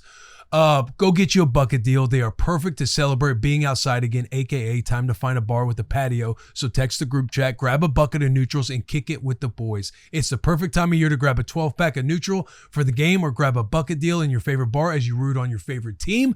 Neutral keep it tasty. We are also brought to you by Form Energy. Form Energy delivers best-in-class taste with natural flavors and zero sugar. Form Energy has natural caffeine derived from green tea. Form comes in a variety of flavors, like Screamin' Freedom, which is Rocket Pop inspired, Grape Smash, Blue Blitz, Orange Fury. It's perfect for those who put in the work. So if you're a person who wakes up early in the morning, gets a workout in, puts in a full day of work, and still gives it their all when they get home, you are a Form Energy guy. Form Energy. We do the work. Now let's get back to this interview with Eli Manning. All right, ladies and gentlemen, Bud Light is always brewed with 4 simple ingredients for a clean, crisp taste. You would do anything for a clean, crisp Bud Light. Bud Light partners includes Peyton Manning, George Kittle, Baker Mayfield, Emmitt Smith, Shane Gillis, Post Malone, Dustin Poirier, The Boys, Bruce Buffer, who happens to be the voice of the UFC. Do yourself a favor. Stock up on Bud Light now at www.budlight.com/locator to find a store near you. Our guest today is an absolute... One of the interviews brought to us by Bud Light. This interview is brought to you by Bud Light. Our guest today is an absolute legend. I have the Wikipedia up here. I'm just going to tell you. 2-time Super Bowl champ, 2-time Super Bowl MVP, Walter Payton Man of the Year, 4-time Pro Bowler, SN, Sports Nation. Is that what that is? It's called Sports Nation. Yeah, Sports Nation Athlete of the Year, Giants Ring of Honor, Giants number 10, is now retired. Maxwell Award in 2003, Golden Arm in 2003, second team All-American. Yeah. Kind of nuts. We'll get into that. SEC Offensive Player of the Year, first team SEC. Ole Miss retired, longest touchdown record, most passing yards in a single season. Ladies and gentlemen, give it up for the one, the only Eli Manning. Thank you, boys. I just did a horrible job of reading your Wikipedia. You did a great, you did a great job. But do you ever just go and look at your Wikipedia and go, hey, No. what do you mean? No, Time out. You've never done that. No, you can't look at your Wikipedia. Hold on, scoot that mic a little closer to your Yeah, face. you can't look at your Wikipedia. That's illegal. Look at that picture though. We need to I get look, that I out look there. very hungover right there. Yeah. But I think I just played a football game, so that's like that looking. That's a different game taking place right there. That's the look of you're going in to knock out Willie C when they were down. Our last game, we played against each other. They knocked us out. Our of the last game, this is playoffs. both of you guys? This is an old rivalry coming back up. A lot of feelings, Yeah. a lot of emotions for myself. They had Probably to Eli win too. it to make the playoffs, and we had already clinched a spot in the playoffs and didn't need to play for anything, but we still beat them just so they wouldn't get in. They had nothing to play for. This was also this was also the week of the boat photo with Odell in the wide receiver group. They had absolutely zero to play That happened for. right after. Did it? Yeah, I thought it was that week. right after that game, no, they left from Washington to go to Miami while we're about to prepare for a playoff game, and so they went to Miami on Sunday night and came back Monday or Tuesday or whatever. So celebrating the big win against you, they went to Miami. So you guys clinch a playoff spot. You're sitting there. You got a bag of seed in your hands. You're not playing. I played. Oh, you played. Oh, yeah. Okay, that But We all played. They didn't even have like they were very vanilla, and a lot of the Giants, their offense at that time was a lot of like check with me with Eli at the line of scrimmage. So a Rolodex of information, like when he's at the line of scrimmage, like calling out plays, doing the things you're going to do. Like I cannot believe we lost that game. Honestly. Like I'm out there hobbling around because I had my knee brace from the torn PCL. It doesn't sound like you're bitter about it at all. Yeah, though. Bro, well, because He said, bro, well. Well, you know what eats at me is there was a play on third down where we get off the field, we got a shot, or maybe you go up. I kind of forget how it all goes. But you hit your patented, Docking. what do you call it? Docking. Docking. It is docking signal. Anytime Eli, Is that? we were in You guys called this docking? Yeah. we were in a, It was a drag blocking. So Yeah. it's like the big play Like in a the NFL. three- Like you throw the tight end. It's like a 3x1. You throw the tight end on a drag and the two receivers block. and block. like They a block. 3 Hit the flat perimeter. screen. Anytime he did this, they're going 3 flat screen because he's checking to that because we were double mugged up in the A gaps. We were in like a cover 2 pressure to where I'm the 3-to-1 player lined up in the A gap. Over the center. Yeah, over the center. Because Mason and I were talking right before on who should blitz, who should be the cover guy with my knee and everything going on. And he's like, hey, we're like, hey, who wants to blitz? Who wants to cover? I'm in the coverage spot. He hits this. So already in my brain, I'm like, this is a 3 flat screen, but I'm holding in the A gap. I should have fucking just ran away from the A gap because ended up there, it was a receiver flat screen. I'm out there kind of in the open field and I slip down the tackle. They get a massive gain and ultimately like win the game. It haunts me all the time. It haunts me all the time. Yeah. Docking haunts a lot of people. All the time. Yeah. I think But when you know it's docking affects a lot of people all over the world. Yeah. Eli docked me. Eli docked will come. But if you look here, you guys' record against each other, I mean, Eli's only got 2 wins over you. 6-4. Yeah. That's got to feel kind of nice. I had some good games. They also had this play where they're in like 20 personnel and they'd be lined up. It'd be like the fullback or Y and the running back in the backfield. And they'd be in the fringe area. And they loved running this play action pass where they're sending the Y or the F down the seam. But yeah, we knew a lot of Eli. After the game, Eli comes up to me and he's like, hey, did you know a lot of the things that we were doing like vocally?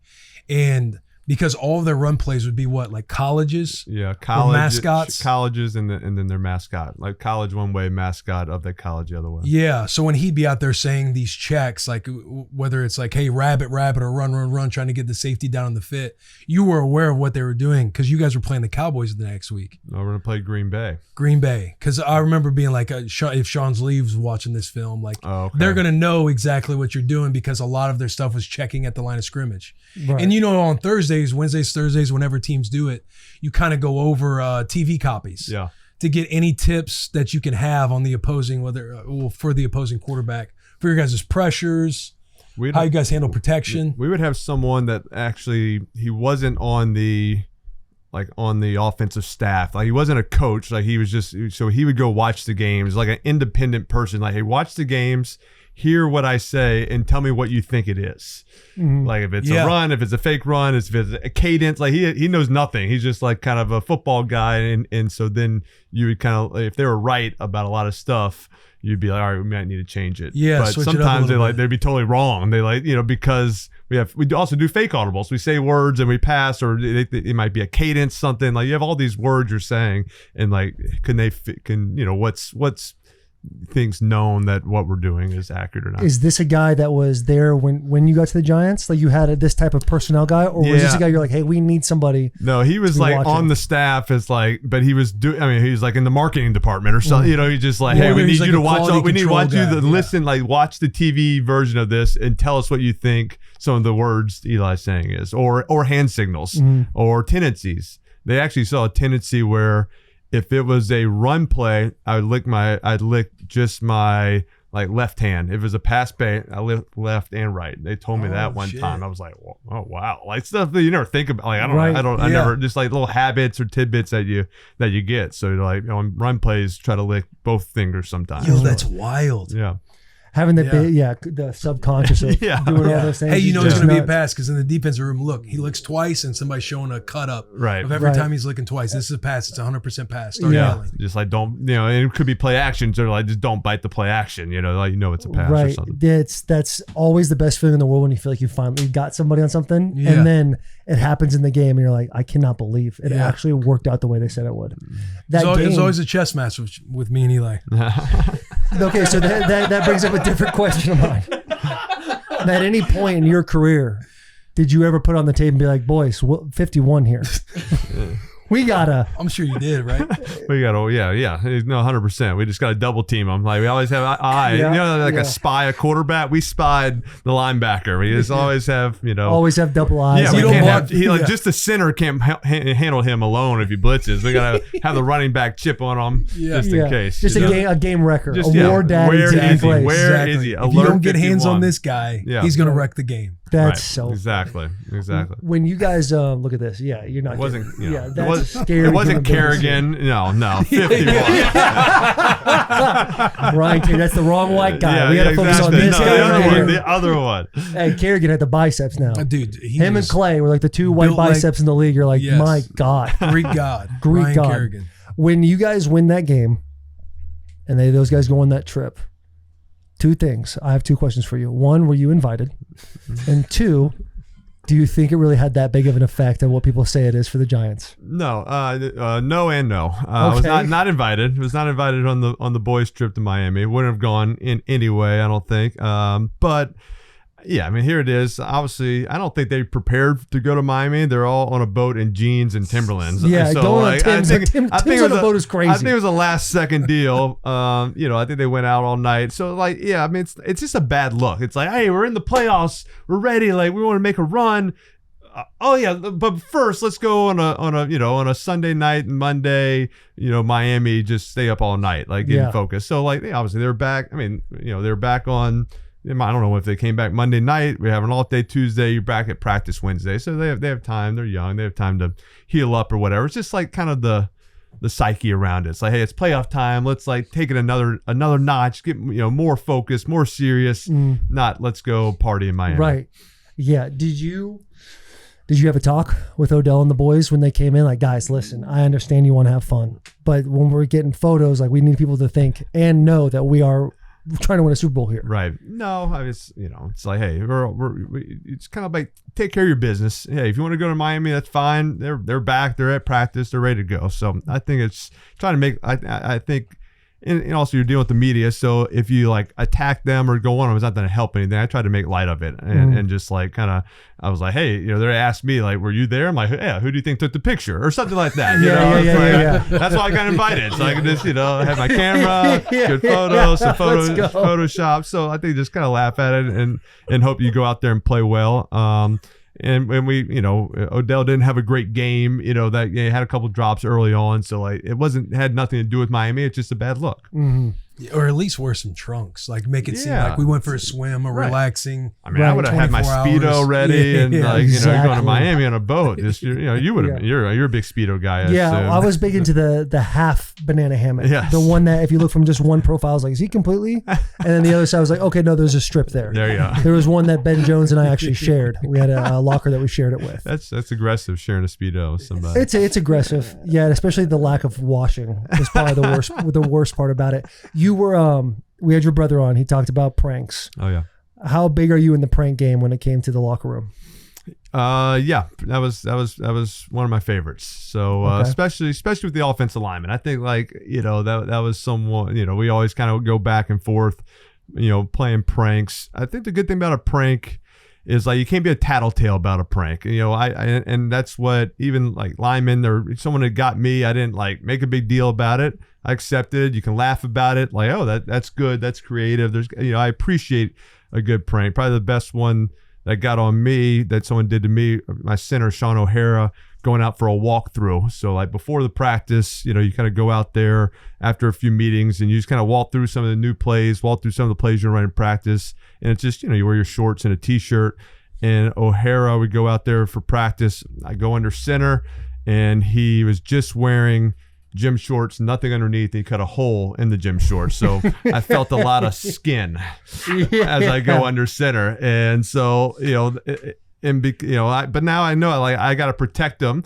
I went shotgun, obviously, and just like all of a sudden, like Coach Colvin's like, "Why are we doing shotgun? Like you can't run power like in shotgun." I'm like, sorry, Coach. I was just trying to like throw off the defense a little bit. Like I could have called O'Hara out right away, but then like then it's like a whole issue, like the bigger things. So like kind of give O'Hara the look, like I saved you. Now like cover up, do something. Don't let I'm coming back under center, but everything needs to be in place again. So I think that's like the mentality. Like, hey, appreciate it. Hey, it's funny. You got me good. I'm not gonna tell on you, and then you kind of figure out a way to have pranks that make it fun.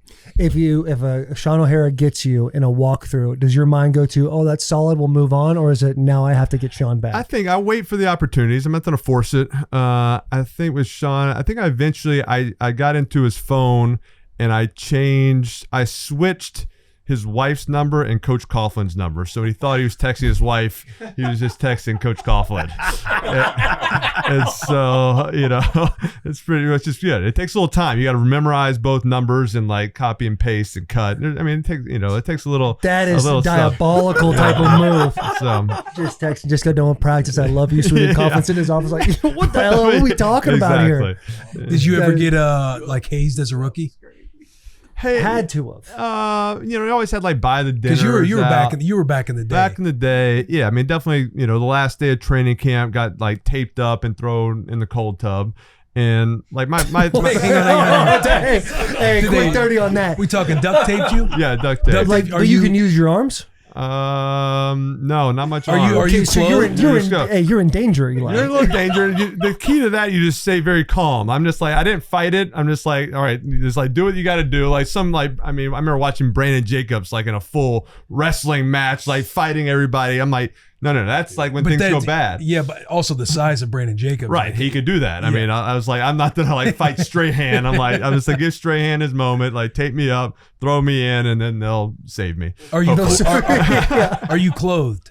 Yeah, I was clothed. I don't think I was. Yes, I was clothed. Maybe some grays. Maybe you probably yeah, had some grays on. some grays Right. on, just some like little gym shorts. Kidding, though. Just imagine the panic of like, yeah, they'll save me, right? But then there's a piece of you. It's like, what if they just leave me here? I have to truly fend for myself. What's the funniest rookie hazing that you've seen, or just maybe the worst? And we're way past, right? No, the statute of it's not limitations has hazing, gone by. Yeah, hazing. You don't know, even have to say names. Yeah. I guess I don't know if it was hazing, just a pranking. You say pranking. That's way better. Not the better. hazing. Yeah, Joking around. Yeah, guys just funning around. That's it. This is a violent prank. Yeah. we had a rookie quarterback from Kentucky, Andre Woodson, that we maybe drafted like the sixth or seventh round, and so it's back then these are like it's OTAs, so it's not in season. It's just like the OTAs, which are, as we all know, they're voluntary. They're not mandatory. You don't have to go to them. As I look at it, the team doesn't have to pay you or sign you on the team. So I always went to OTAs and we'd have these you work out. And it's not even, we ain't got to like we're on the field practicing. We're just kind of doing this is before the new collective bargaining agreement. So nothing, all this happened. So we just kind of we're having meetings, and you're just working out, and you can kind of go on the field and throw if you want. So Andre, we had 6:30 quarterback meetings. He didn't show up, and he just got drafted like 2 weeks before. So you kind of should be there. I'm there. Coaches are there. And we're in a QB meeting. He didn't show up, so I say, Coach, I got to go to the bathroom real quick. I went to his locker, cleaned out his locker. He didn't have much in there. He'd only been there 2 weeks. Got everything out and got some giant stationery. And I said, come see me in my office. Bring your playbook, TC, for Tom Coughlin. Just kind of posted it up there. So I told one of the equipment managers, I said, hey, you got to go sit up top of Coughlin's office and like just be based out there and watch him. When Andre comes up, stop him. Don't let him come in there and tell him that he was late to practice or late for the meetings. And so Andre came in. He came in the quarterback room first, asked if he could talk to me. Kind of told me what was going on. So I'm like, yeah, you just got to go up there, like admit to it, just tell him you're sorry, it won't happen again. Like have your excuse ready. Like I set the the alarm clock to PM instead of AM or whatever. Yeah. I'm like, you smell like you're hungover, so that's not good. So try to maybe shower before you go up there. And so he did all the stuff, and then the equipment guy, he's like about to walk in. The equipment guy's like, Eli's messing with you. You're good. You're good. Just go. That is hilarious. Oh man. So just get the heart rate going. Yeah. Multiple layers to that. Yeah, a lot going on. Imagine the fear you have walking up there to his office. Yeah, but even like you think about the kid being late, hungover, and it's like he probably wasn't thinking a whole lot, but having the headiness to go to Eli and be like, "You got to help me out. Yeah. What are we doing?" Hey, buddy, you got to go face the music. Face Go the up there, music. tell the AM PM. Yeah, Go shower. it is. It's just nuts, dude. All the pranking that went down. We had the dinners, right? That's dinners were big. Rookies. Yeah, dinners were big, but like my last year was kind of like they shaved my head, and that was really it. Yeah. And then I got brought up to like Ken Wisenhunt was our head coach, and there was him and the GM, and they're like, "Who did it?" I'm like, "Guys, someone else will snitch. I cannot be the guy to do Can't be the that. snitch. Can't be the guy to do it." No. But a bunch of guys got in trouble, and for like half the year, I had to sit there and they'd be like, we know you did this to us. And I was like, guys, I promise. And at some point, you just got to stop defending yourself Right. and just move on. But after that, they were kind of like, hey, we're done doing the hazing. We're done doing all that. And it's kind of when it died. Yeah. The pranks kind of weren't as fun as you hear about the old school Right. days. Well, there's pranks, and then there's hate. There is a difference a little bit. There's like one that you can kind of laugh about, like shaving someone's head. I think like the dinners, like making a rookie go out and buy. And you hear like some of these are like $85,000 dinners. Crazy. They're buying. I'm like, that's too much. That's too much. It's like these. You don't know what this guy's gonna make the team in 2 years. Like that's a lot of money. So I don't think it's like a.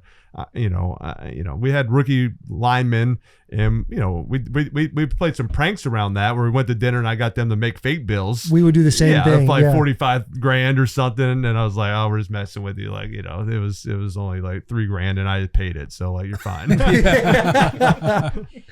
The money thing.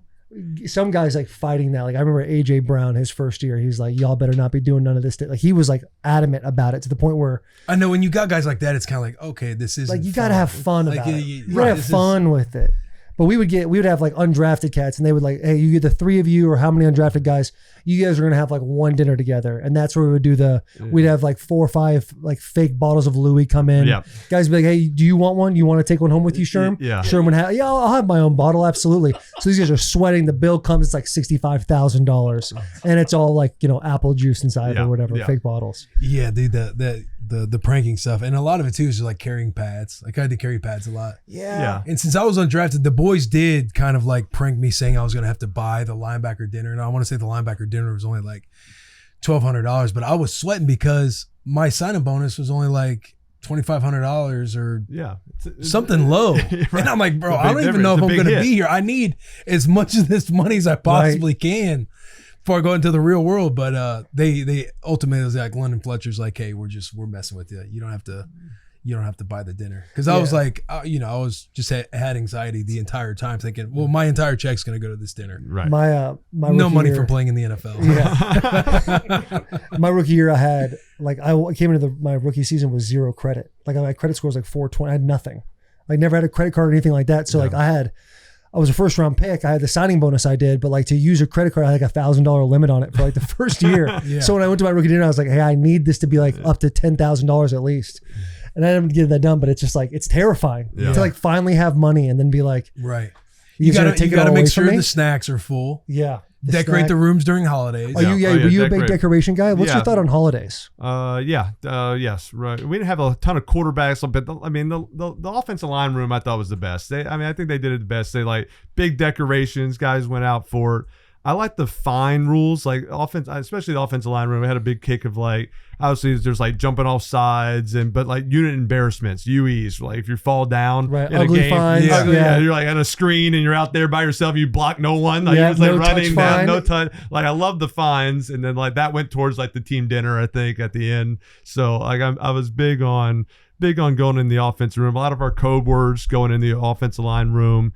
And be like, if we had like a word we used a bunch, like, hey, we need a new word for like, we used to have boss, backer on strong safety, and we had like Bruce and Springsteen, for the boss. But then I'm like, all right, Lyman, like you get first choice. We need a new word for boss, and like the first one was always totally inappropriate. They're like, there was like Coach Coughlin's wife's, name. I'm like, I'm not saying Judy Coughlin, I'm just like y'all are trying to get me in trouble or like something like totally inappropriate, like boobies. I'm like, no, we can't do that. All right, so Boobies is such an elite word. It makes me think of Mr. Deeds. It makes me think about Mitch that night when we were in Nebraska. Yeah. The Notre Dame. There you go. Notre Dame. When the old man's like, boob. Yeah, exactly. So then I was like, all right, never mind. Like, they had their fun. Like they was like, oh, we almost had one. Not so fast. So I'll think of something making it up. But I think it's like it's such a long season. You're in there like in the meetings, and there's so much seriousness about it. Like you got to find these different things to keep the players involved or laughing or thinking, or just to kind of break up the monotony of doing this like every single day. Every day is the same, in the course of a season. Yeah. Especially when you get into like late October, early November, when you're like you can't see the start line and you still can't see the finish line yet left. Yeah. It's like we got to figure out a way to have a good time. The fines were awesome.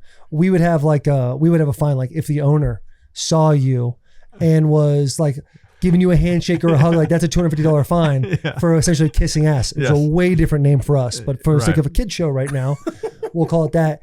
And the owner, like my Amy Adams Strunk from the Titans, 2-3 years into it, she like caught wind about it. So she pulled me over. She's like, so what is the fine? I was like, if you go up to these rookies and you give them hugs or anything like that, like they're getting banked. So she would start doing it during camp. Guys started to catch on, and when Amy would start walking over, all the rookies would literally run away from her to where it was like a weird game of like tag taking place where she'd like chase players and they'd just be getting fined. As if she touched you, you're out. It's $250 right there. So there you go. it is a fun game. Hey, big Spooktober guy. Big Spooktober. Are you big? You like Halloween? Yeah, Halloween had some good Halloween parties. There you go. There's Mario. There's my wife. There's the princess, my princess right there, Abby.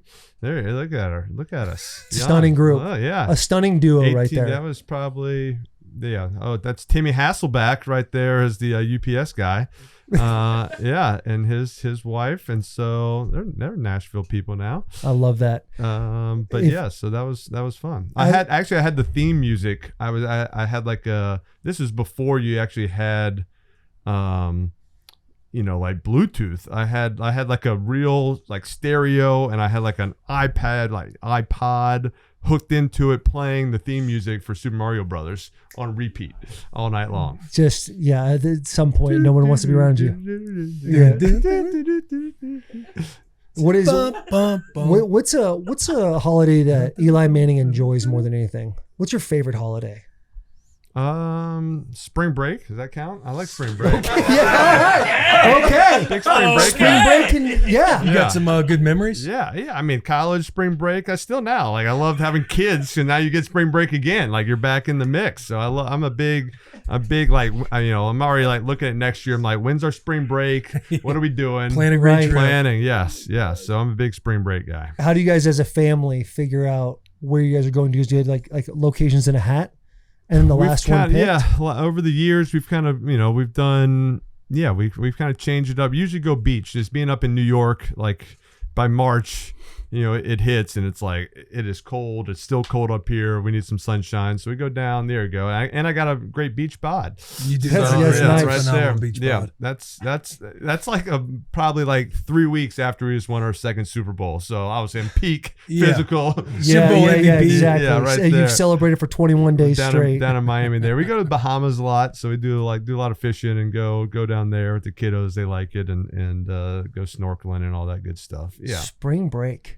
Big spring break. I love that. Yeah. Where's Christmas on your list or 4th of July? No, I mean, love Christmas as well. It's just, like Christmas and Thanksgiving are weird as football players because you don't like, it's not like a real holiday. Like you don't get Thanksgiving off. We practice on Thanksgiving. And so it wasn't like, oh, we get the family together. And I didn't, I wasn't around my brothers and my family. So even Christmas, like I don't see my brothers on Christmas anymore. I don't go down and necessarily see my parents. So it's like, I love it from the kids and the excitement and the feeling of it, but it just wasn't like as big of a, just kind of like the great family moments that you get to create. Cause we just, as my dad was like in the same boat, growing up. And so it was just kind of a weird, not a weird deal. It's just, it was just different. It sounds like you have a lot of pain with Christmas. No pain. No, I like Christmas. Christmas is great. Presents. Christmas is great. Big Santa guy. Nothing better than getting a bunch of presents for your kids and somebody else taking credit for it. There you go. It's great for my kids. Yeah. Nothing better, man. Yeah. I'll tell you what though, something about Halloween. Yeah. That's my number one by far. Yeah. Seasons are changing. It's the opening door to all of the holiday season. It's incredible. There you go. Look at there's a big fish. There's down in the Bahamas. What you see there's a big fish. Cute minnow Tom. Yeah. I mean, I saw the timing of this worked out where Tom did catch he caught a fish and posted something, and I'm like, this picture is not about your fish, Tom. It's about you showing off your you with your shirt off. Yeah. I was like, I can't let you get away with this. So I just not can't let that happen. So I just caught a big tuna. So I'm like, I gotta call him out.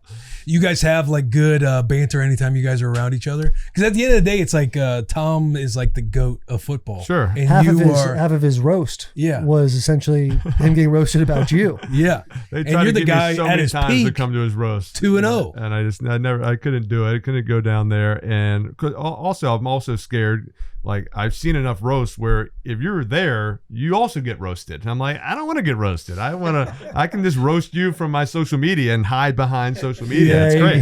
That's why I basically am only on social media just so I can roast Brady and then hide behind it. But I see him in person. No, like I don't. I'm like bow down. Like Tom, you're the greatest. So because he could crush me. He'd be like, he just shows all his rings, and it's like, I don't need to. But you got the 2 Super Bowls. He's got 7. So Yeah, but his fingers are missing too because of you. Yeah. So he brings up the 07 Super Bowl. Like every time I see him, he's like, he looks at me, he's just like, God. I really want that one. He's like, I'd probably give up like 3 other Super Bowls just to have that one. The perfect season. Perfect season. Yeah. Because they would have gone, 18-0 or 19-0 and 19-0 and go down as the greatest team of all time. And he can't say that. He could go down as the greatest player, but they can't say that was the greatest team ever. They're not in talks with which they should be. Yeah. Bro, I mean, you won a game for the world. Well, yeah, that's why It was New England versus the world. Like, I Right. remember watching it. I was in high school and we had a Super Bowl party and I'm with all my boys and I was rooting for the Giants because there's all the arguments that would take place, whatever quarterbacks you're talking about, but the Patriots sickos that were just dying on the hill for Tom Brady and the Patriots, and they were going undefeated. They were going to have the greatest team of all time. And so you're sitting there like, man, I hope the Giants can pull this off. And when the Giants did pull it off, it's like, you as a fan, you got your ammo going into the next conversation in the cafeteria with that New England Patriot that's been beating their chest all year long. Yeah, 'cause like you us- won a game for so many people. Yeah, so Jets fans like me, Buffalo fans like me. Everybody in the AFC kind of is a fan for taking them down, especially in the AFC East. What's like sparked that playoff run? Because you guys barely made it in the playoff. Am I correct in assuming fifth? Yeah, The fifth pass seed? rush. The pass rush was nasty. But even the Super Bowl, like, first off, that ESPYs, when you won, was the play of the year? When you were like getting tackled, fumbling over, Justin Timberlake hosted that. That was my favorite ESPYs of all time. I thought he absolutely killed it.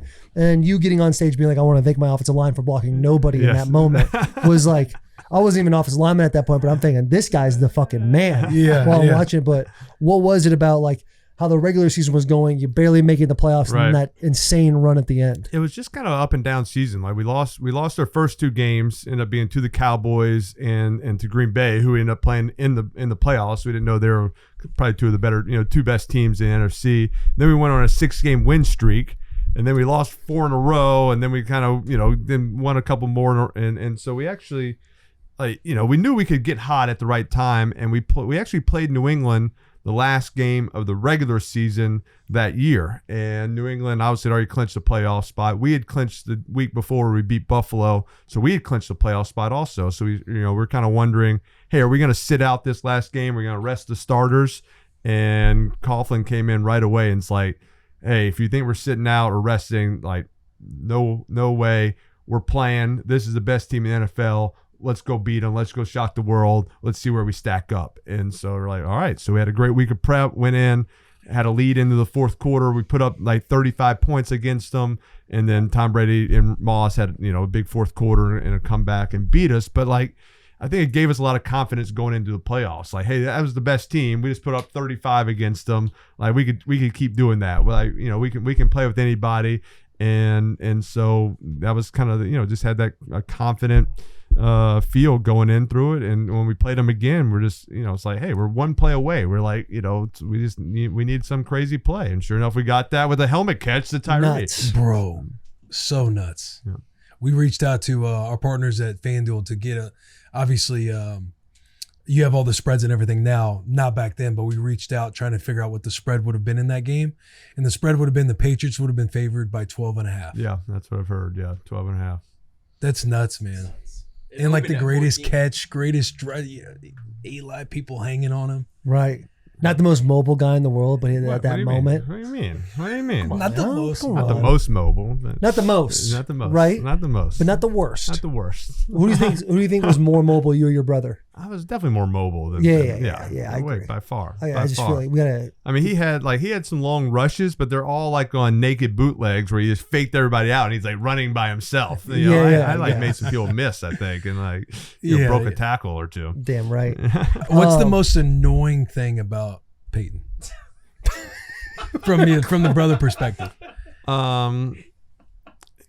He, as I always say, like Peyton would have been a great wedding planner. He overplans everything, and to the point. I'm here in Nashville. He's having a birthday party tonight, and he's got like a little speech set up, and he's got some pictures, I guess. he scripted what I should say at his speech tonight. Like I'm scripted into his speech. He's For like, his birthday he's party? like, yeah, I got a printout. It's like, here's what you say. Here's a picture we're gonna show. Like, yes, for his birthday party. So That is hilarious. I can already see like when his kids get married, he's gonna make everybody like, all right, rehearsal dinner.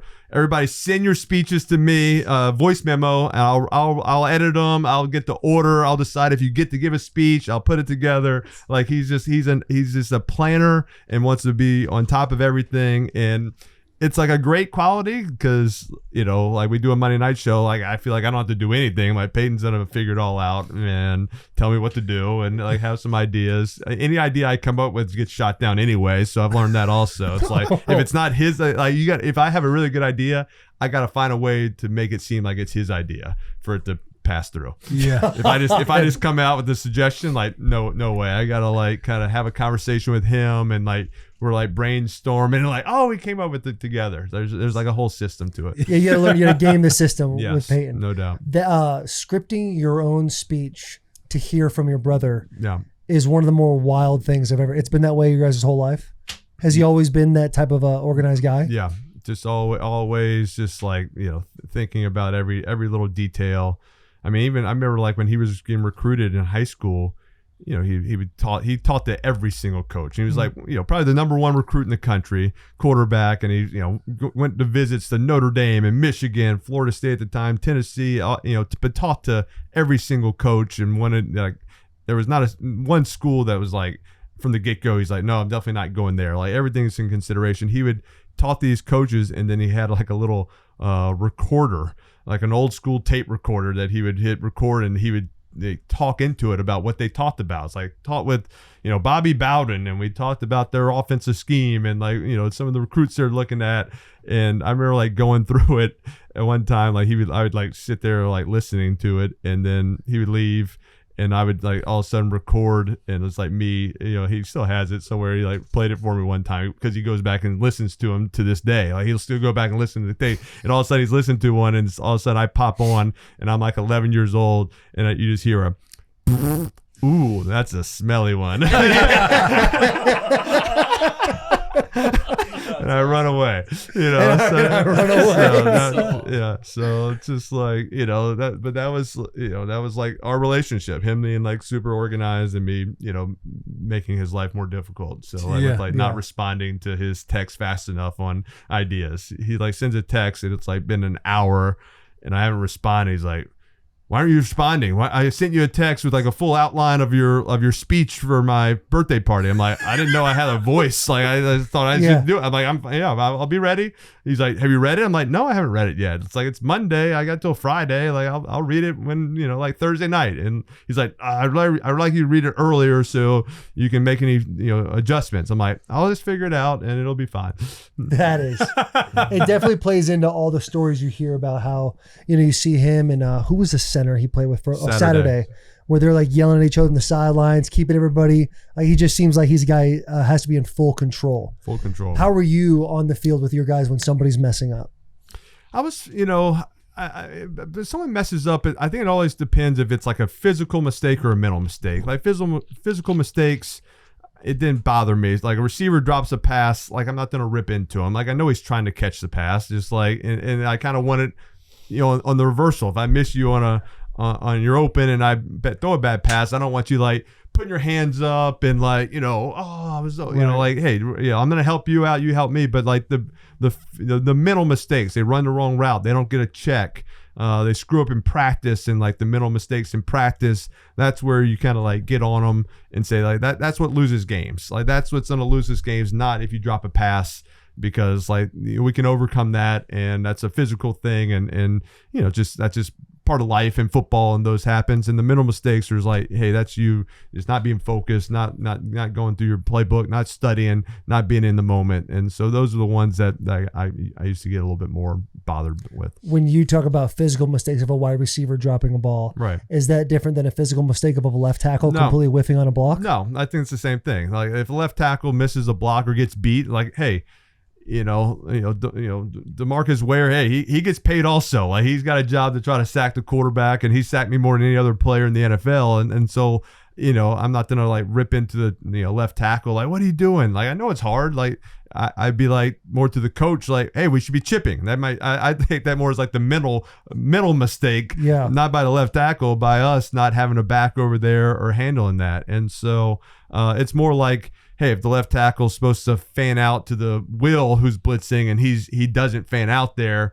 that's like, that's a problem. When I think, hey, this guy's blitzing and he should be blocked and he's not blocked, that's what leads to like sack, fumble, bad play. Have you ever gotten into with Coughlin, gotten into a tip about protection issues? Maybe one of your guys is getting beat a lot and you're like, hey, we should chip.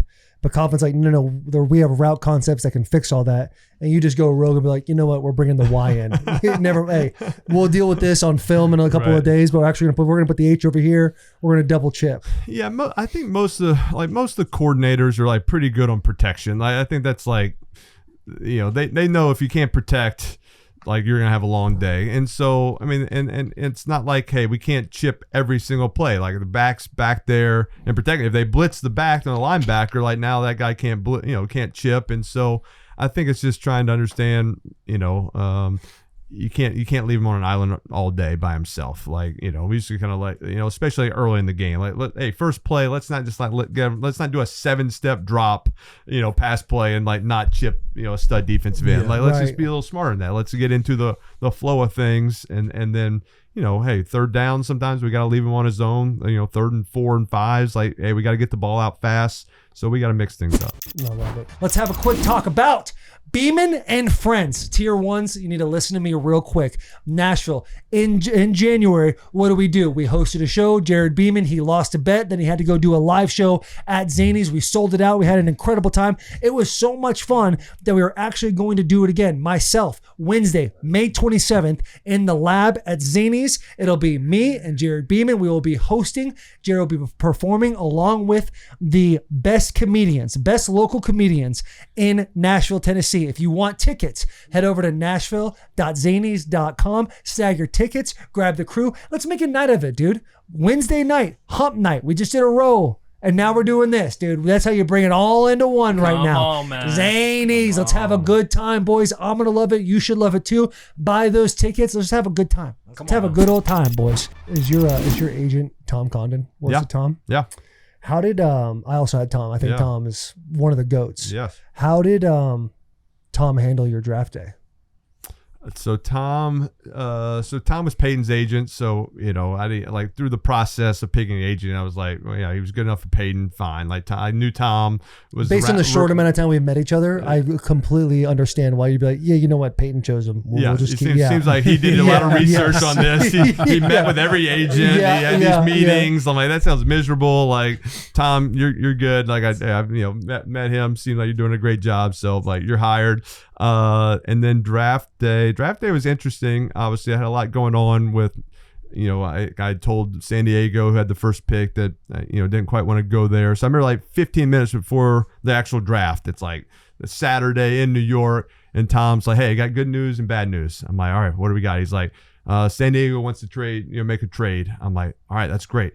I said, I assume that's good news. He's like, yeah, that's good news. I'm like, what's the bad news? He's like, it's to Cleveland, and we're not going there either. I'm like, that might be a little difficult. Like, I've already like hated, I feel like, by making this move, and so ended up working out, and it ended up being a trade with the Giants after I was drafted, and went to New York. But Tom was always like very, like, I guess he was pretty relaxed. Like, I was pretty relaxed, so I never demanded a whole lot from him, and I just like.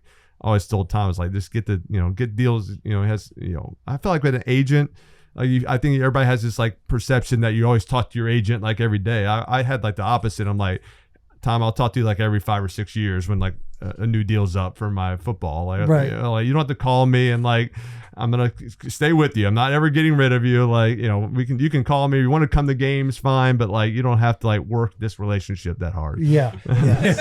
This is it. Yeah. It must be the easiest husband of all time as well.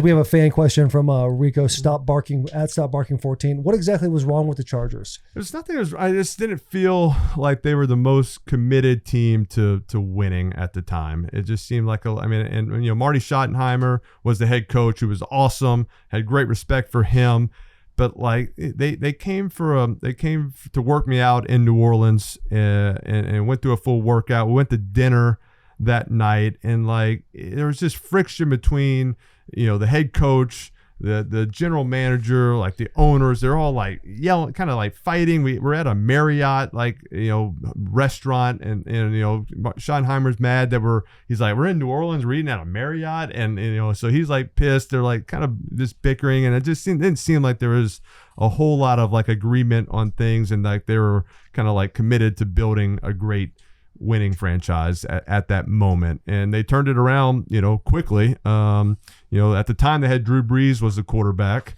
and so but they had like Damian Tomlinson over there. Like, sounds like great players, but they weren't winning games. They were obviously still the worst, had the worst record in the NFL at that moment. But they kind of used that that year, got Phillip Rivers, the trade that they used for the Giants to get. They got Sean Merriman. All of a sudden Brees just starts playing great. I remember during my workout with them that year in New Orleans, they're like, hey, we got this unbelievable tight end. He's never played a down of football in his life, but this guy's going to be a stud. I'm like, yeah, right. I'm like, what's the name? He's like, Antonio Gates. I'm like, yeah, never heard of him. Yeah. So like, they had like these kind of unknown people that end up being superstars, and they had a chance in 07 to make made the playoffs in the AFC Championship game. But even that, like they lose the AFC Championship game to New England, and then that year they fire Schottenheimer and get rid of both their offense and defensive coordinators. It's like, it's kind of a weird thing to do when you go 14-2. Yeah. And so it's just like, it kind of like at that moment, I feel like it kind of proved to me, it's like maybe they didn't really know what they were doing, and like they got into this situation and doing well, but like they so anyway, it nothing against San Diego, the people, the town, the Great coaches city. there. Yeah. Great city. San Diego rips. Yeah. Yeah, it's an awesome spot. So, But you're trying to win games. Was it this dinner? You walked away from this dinner being like, I don't want to be a part of this. And then you call Tom and you're like, yeah, even before I'd heard some issues, but I said, I'm going to kind of go. I remember like telling my parents, I'm like, I'm going to go to this dinner, but I'm not going to be like too impressive, if that makes sense. So like, I'm not going to like try to wow them. And so I remember Cam Cameron was the offensive coordinator, and he sent like 2 days before the workout, he sent me this playbook to look through. So I looked through. I was looking through it. I was like, oh, this is very cool. Actually, it's like my first NFL playbook. So I went through it, and like the second to last page of this like 100-page playbook had like a $20 bill taped in the they're back. trying to get you. Yeah. So all of a sudden now I'm like in a dilemma. I'm like, I don't want to be too impressive, because like I was just hoping they just wouldn't draft me. They're like, hey, we'll draft someone else.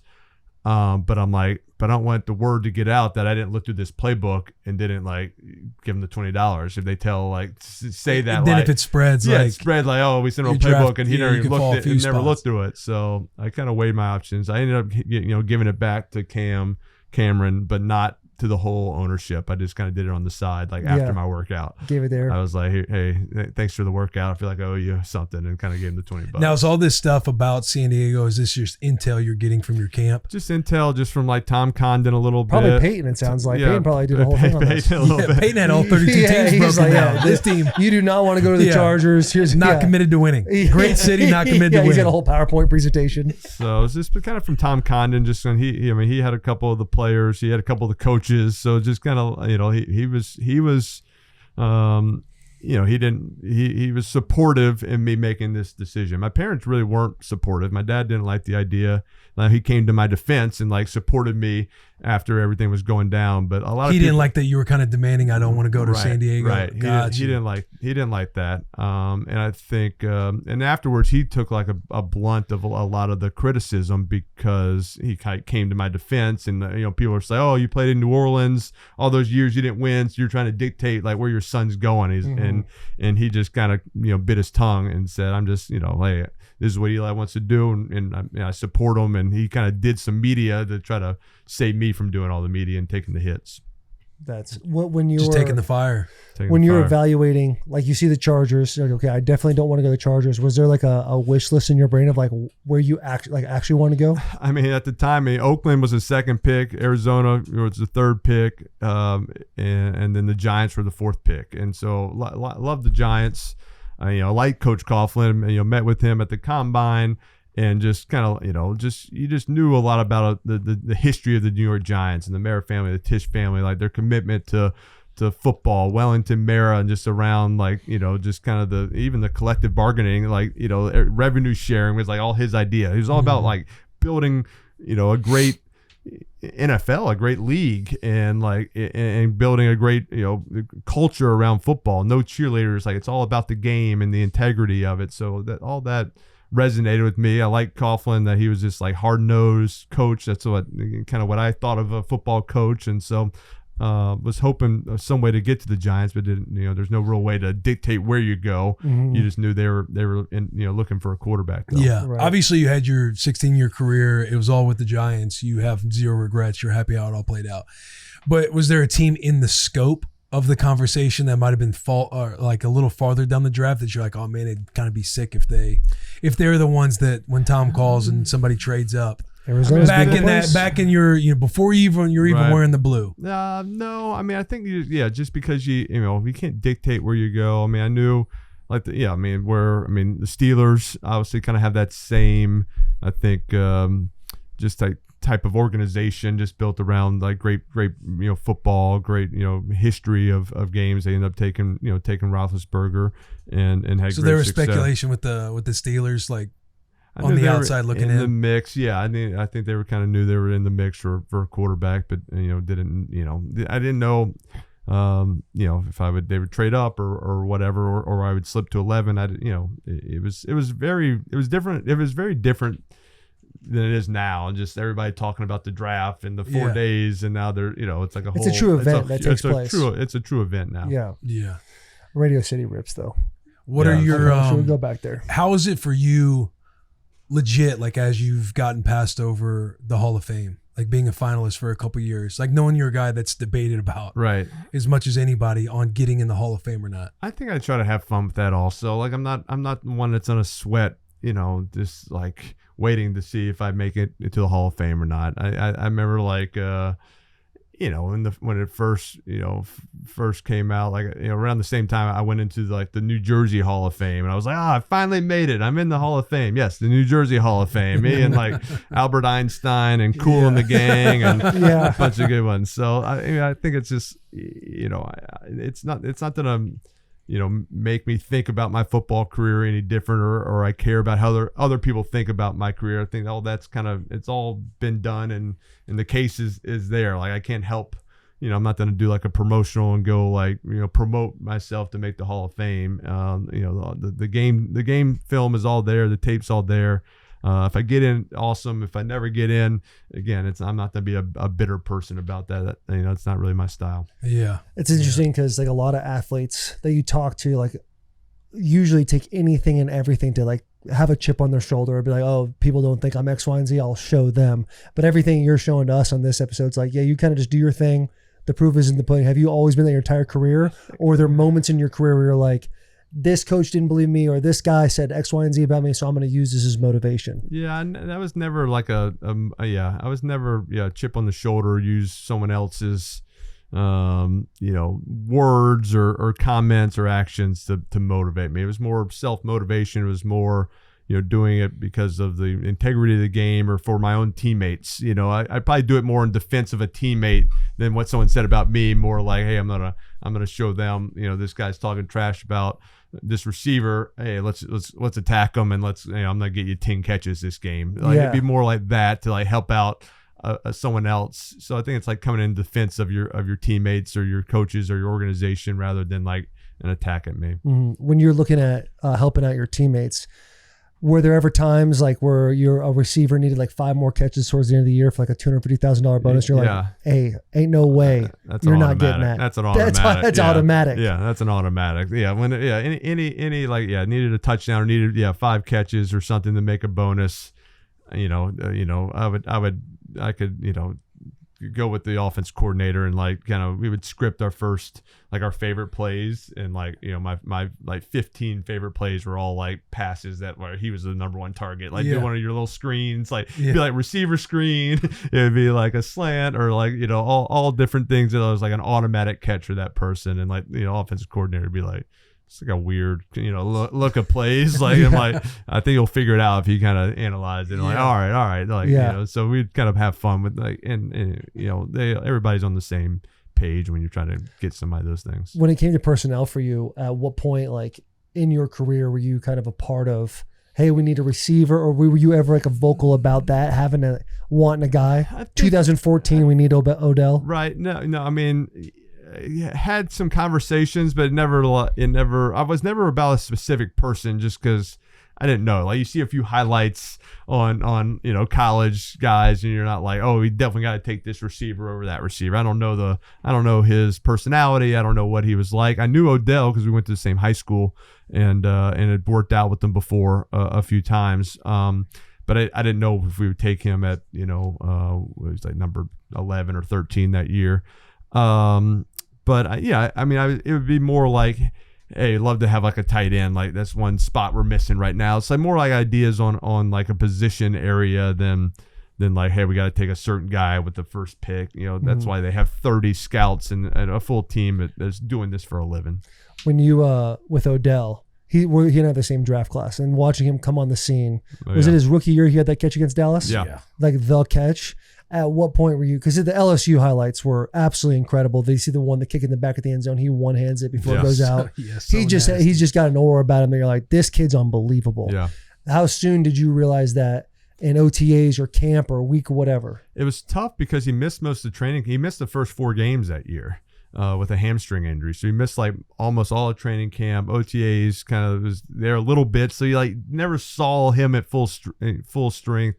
And then he finally kind of came back, I think like Atlanta. It was like week 5, I guess, was his first game. And like, he took a slant 80 yards for a touchdown, ran a double move, had another touchdown. And it's like, all right, like there's something, this guy's got some stuff. But we like, again, he was like that was like the first week he'd practiced for a full week. So he had to be very slow on like, hey, we can't overload this guy and like move him around too much or put too much on his plate. We just got to like, this kind of advance his knowledge of the offense, and just put him in really like trying to put him in positions where he's getting the ball and has chances to make explosive plays. What was it like? What was your guys' like relationship like when the moments where Odell becomes distractions, whether he's fighting the net on the sideline or he's overly bringing attention to himself and the team, where people are speculating all the time? Are there moments where you guys are having one-on-one convos? Not a whole lot. I mean, I think receivers, you're always juggling, their personalities, and you got to kind of deal with what, with what they, with whatever they kind of bring to the table, because they're talented, and so you're like, hey, you got to keep them happy. You got to deal with some of these things. And like the thing with Odell, he had some, the outbursts on the sidelines, or he's doing, something with the kicking net. But like, I never had a problem with any of that stuff because of the way he practiced every week. Like, he went 110% every single practice. Like, he was a guy, we actually started, we started wearing the GPS units that's like tracking everything. And they would take him out of practice once he like hit so much load, or like and because he like catch a slant and he would go 80 yards, and I finally was like, hey, you got to stop going 80 yards. Like, you're only getting through half the practice, and they got to take you out. Like, just go 40 yards. Like, let's dial back so we get more reps down the road. And so like, you appreciate the full speed, like the competitiveness and all those things. So you dealt with the other stuff because you saw why he was successful, or why he was passionate about, because he put a lot of work into it. Yeah. He was special, dude. Oh, yeah. He had Odell on the backside, you'd have to have a safety over top at all times. And what Odell did, like, I always kind of wondered, like, he caught so many slants and went for touchdowns. And like, I had a ton of receivers and never threw that many, you throw thousands of slants, and then like everybody catch it for like a 12 or 15 yard game. It's like, why was he going 80? And I finally like looked at it, and he had like an ability where before he caught the ball, he actually had a burst. He didn't like catch it, look, and then like, oh, burst. It was like he's catching it, and he would like right before the ball he caught it, he had his burst right then, and so safeties took bad angles. Like, you're coming in, you're like, oh, he's gonna catch it right there. I'll make the tackle, and it's like, oh no, I'm like I'm a yard behind, and then they would never catch up on it. And it was like a unique thing. I don't know if he thought about it or what, but like that's what I always thought was the difference of why people took bad angles and he ran by safety so much. Did you guys ever do a planned TD celebration? Other than the commercial, they tried. He tried. I was like, no. I was you like, never want to get involved. No, I didn't want to get involved. I was like, I'm gonna plan like that's no fun, Eli. No, you gotta have fun. I was like, hey, I'm all about it. Like, I love the celebrations. I enjoy it. Like, but my planning is gonna be trying to get you the celebration. Like, I want to do the X's and O's. I want to scout. I'll give you a signal. Like, that's my planning, and then you celebrate for the both those. He's like, all right, deal. You keep getting me in the end zone. Like, I'll be fine with that. How was it when they approached you about doing that commercial with him?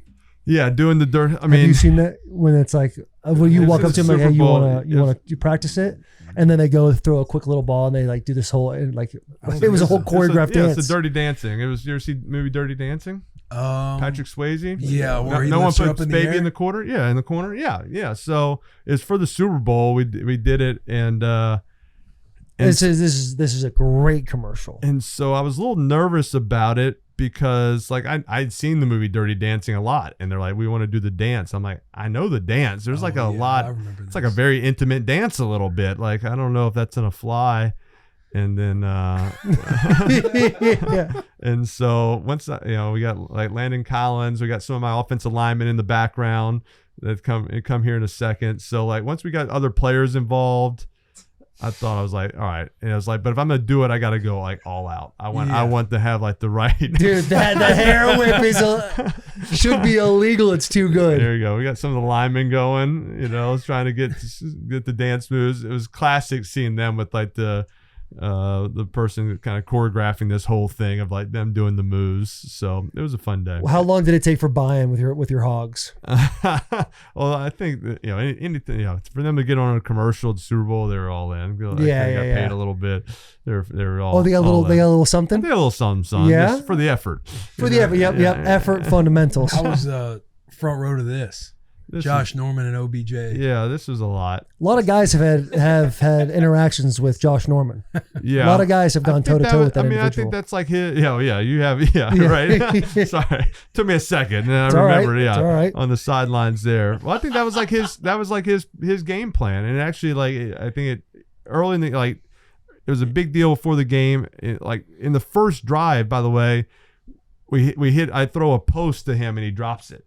And so, like, it would have been a touchdown, like, right away. And so, like, off the get-go, I think it got in his head. And so I think other DBs, like, saw that. They're like, hey, we can rattle him, or we can get him so flustered that maybe that might get him out of his game. So I think that's what Josh did. He's like, how do I throw this guy off his game a little bit? And so I'm going to talk trash before. I'm going to be physical with him and just try to, do something, because he was dominating. And, this game, he got off to a slow start, making a comeback, and he, caught a touchdown on him, but he definitely dropped like a post right off the get go that he burnt Josh, badly on, and came in like a missile too, nice. In the middle of the field, helmet to helmet, lowered that thing. Yeah, bro. What's the most rattled you've ever been in a game? Probably my rookie year. What is this? You just had something ready? That's crazy. I used to assume it'd be Philadelphia, and me just getting destroyed right here. This is your rookie year. That's my first game. No. That's your first game. My first game. My second drive. I mean, I didn't start the game, and I got in first play. I handed Tiki Barber. He goes 80 yards for a touchdown, and then this is my second drive. We're getting killed. I'm like, I wanted to throw my first touchdown. So there's like 12 seconds left in the game. So I'm like scrambling around, and like, that was a bad idea, and just get destroyed by Jerome McDougal.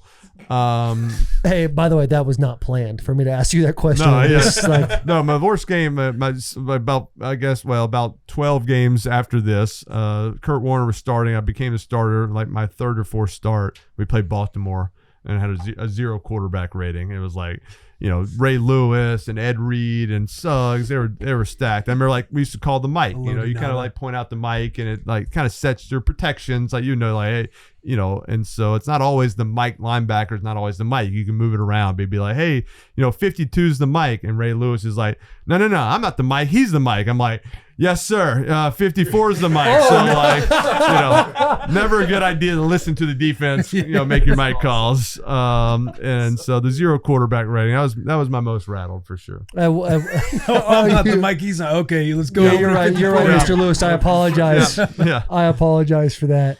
Who's the biggest shit talker on defense that you've stood across? I kind of, I don't remember a whole lot of, talk. I mean, I feel like Game was more pure back in his day. I mean, I feel like the receivers and DBs talk a lot just because they're like on that island out there. Yeah. Like every run play, they can like talk. We used to have the opposite. Like we played Washington, probably before you got there. Like Albert Hainsworth was like the big defensive tackle. He came from Tennessee. They signed it was, $100 million. it was like an unblockable. Like defense. If he didn't get Defensive Player of the year before, he should have. He was unblockable. So we signed him, and so we played him early on. We had a guard, Richie Soybert, and he was like all worried about going against Hainsworth the whole game. So the first play we're gonna run like outside to get him tired. Like there was some, so after the first play, I'm like huddling up. And Richie's there talking with Hainsworth. I'm like, hey, hold on, get in here. And you could hear Richie's going, hey, Albert, just want you to know, I voted for you in the Pro Bowl last year, man. You're a great player. He did the opposite. Shit. You sweet talk them. Yeah, you sweet talk some of those defensive linemen. They might might not go hard every single play. They get angry. Like you don't want to get Albert Hainsworth angry because then he's gonna dominate. But if you sweet talk him, like Richie's like coming back. He's like, hey, Albert and I are friends. Like we're good. That is whatever hilarious. works. Whatever keeps them away from me. Yeah, exactly. That is the move. Like if you're going against like Jeff Simmons or something, hey, Jeff, big fan. Bro. That was always like Ben Jones's move. Yeah. You just sweet talk the nose the entire. I'm gonna take care of you. Don't worry. Someone's getting rolled up. Yeah. I got your back. Don't worry. Yeah. And he's like dumb. But I know you tripped right there. I know you tripped. I tell I everybody hated that. great route. I hated that. If Sproles would like not if they wouldn't throw him the ball, and he's like, Yeah. if I caught that ball, I'm going 6. I'm like, oh, I know you are, bro. Don't even worry about this. You had to hate going against Sproles, right? Yeah. Bro. Trying to guard him one-on-one. Yeah. Like, please Man-to-man, you don't see run him this in the angle backfield. route. Like, Yeah. just don't let him get on the angle. Yeah. I'll let him have the flat all day. Like, he's not crossing face. We call that rat. You talking about We if get we're like in help. cover? No. What was it when you tell the defensive lineman? Oh, I tell him bang. Bang. I give the DN a bang call, and they be like, bro, I want to rush. I'm like, I need you to fucking chip that running back coming out of the backfield. Yeah. Save yourself. Bang, no, bang. Right. How was the process of choosing Ole Miss for you? Because your dad went to Ole Miss? Dad went to both my parents went to Ole Miss. My brother Coop went to Ole Miss. So we grew up Ole Miss fans. And then Peyton went to Tennessee. And did that ruffle the feathers of the family? Yeah, no. I mean, he couldn't get into Ole Miss, so I mean, it was fine. Like, he didn't have the grades, and I thought the same thing. Yeah, and so no, I was wide open in the recruiting process. I was probably going to Texas. Mac Brown was the head coach, and they were kind of rocking and rolling there. Ricky Williams was going to be leaving. He was in his senior year, and was going to go to Texas, and then David Cutcliffe, everybody, the Ole Miss staff, Tommy Tuberville and their whole staff left Ole Miss, went to Auburn, and that's when David Cutcliffe came in, who was Peyton's offense coordinator at Tennessee. And so new coach cut a bunch, went to football camps at Tennessee, liked him, liked his offense, so he kind of brought me back in, and it's like, was on a mission to sign me, and that's kind of what got me to change from Texas and go back to Ole Miss. How a lot of time since you were at Ole Miss. Yeah. Way past the time for you to ever get in trouble for anything. Was there ever an offer? No offers. No offers. Nothing. No No Ed Ogeron type of talking about, hey, we couldn't go backdoor, bag of money type thing. That wasn't the deal. I don't think they knew that was gonna make a difference for us, in our family, and we were fine. So I don't think that would have been an aggressive move if someone would have come to me with a bag of money. Probably wouldn't have been the move for you. I don't think you'd have been like, I know I can't go here now. Yeah, I'd be like, this is shady now. Like they're probably gonna go on probation or something. The level of discomfort taking place. Do you follow a lot of college football now? Yeah. What do you think the reason is why the Big Ten has won the last 3 national championships? Basically taken over. Since the new NIL era. I guess they're paying, when you have a $25 million, budget. 25 is low now. It's some of the numbers you're hearing are crazy. Close to 50, maybe a little over 50. Yeah. I don't know. I think it's good. I think you kind of go through waves of, the SEC was dominating now, Big Ten's doing well. So I think it's good to have that rivalries, and now they're playing each other. Like, you know, Texas is playing Ohio State, and Texas is playing Michigan. They're kind of popping in and playing more. So, which I think's good. Like the playoff, I like the playoff system's good because, like, you know, you can be a little bit more adventurous in your scheduling because, like, not every single game. It used to be like you lose one game, you're like, oh, we can't win a national championship. Now you can. Like, you can, hey, let's go play some different teams, and then you can still make the playoffs and make a run, which I think is good for, you know, having some of those early games between the SEC, Big Ten, you know, doing that. Knowing how go ahead. What were I you was just saying, how cool is it for you? We got Marshall Manning right here. Some highlights yeah. going on the screen.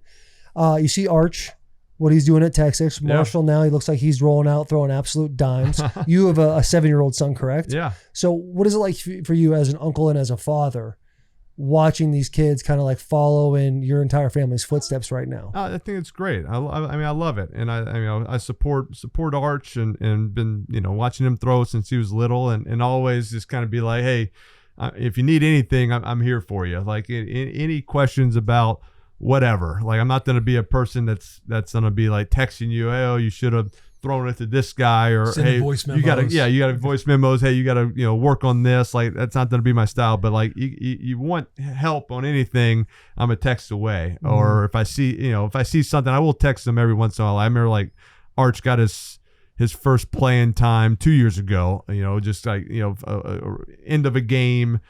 You know, just got a few reps, and like, you know, third down, I could tell on film, like he kind of forced a throw into cover 2, like try to throw an out into cover 2, end up throwing over the guy's head, got to the sideline, and like Sark was just ripping him. And you know, like my text was like, hey, did Sark rip you because you tried to throw an out into cover 2? And he's like, that's actually exactly what happened. You know, he like showed Sark, and I was like, yeah, you might not want to do that. So like, that was like my advice. I wasn't like, hey, you got to like keep your eyes down the middle. I'm like, no, it's just like, you know, this is for you to enjoy. You got to figure this out on your own a little bit. But there's, you know, anything I can be helpful with along the way. I think the only advice I told him was my move. I eventually learned that you never, you know, like, you know, the cell phones and everybody wants a picture, and you're kind of trying to enjoy your college life, or you're at a, you know, bar, or you're with your buddies at dinner. And I had a rule. I said it was a team rule that you were not allowed to take pictures where alcohol served. I was like, just a good excuse, and like people believe it. So if you're like ever something that's like, oh, sorry, I can't take a picture or alcohol serve, it's a team rule. And they're like, oh, that makes sense. Like that's a good rule. Yeah. It's like, That's a nice you little can wait till hack. I leave and do it or whatever. I still do it now. They're like, wait a minute, you're not on a team. I'm like, Wife's rules, my family team. rules, Yeah, wife rules, house wife rules, house rules, exactly. How hard? Go ahead. I was gonna say, Coop has Arch.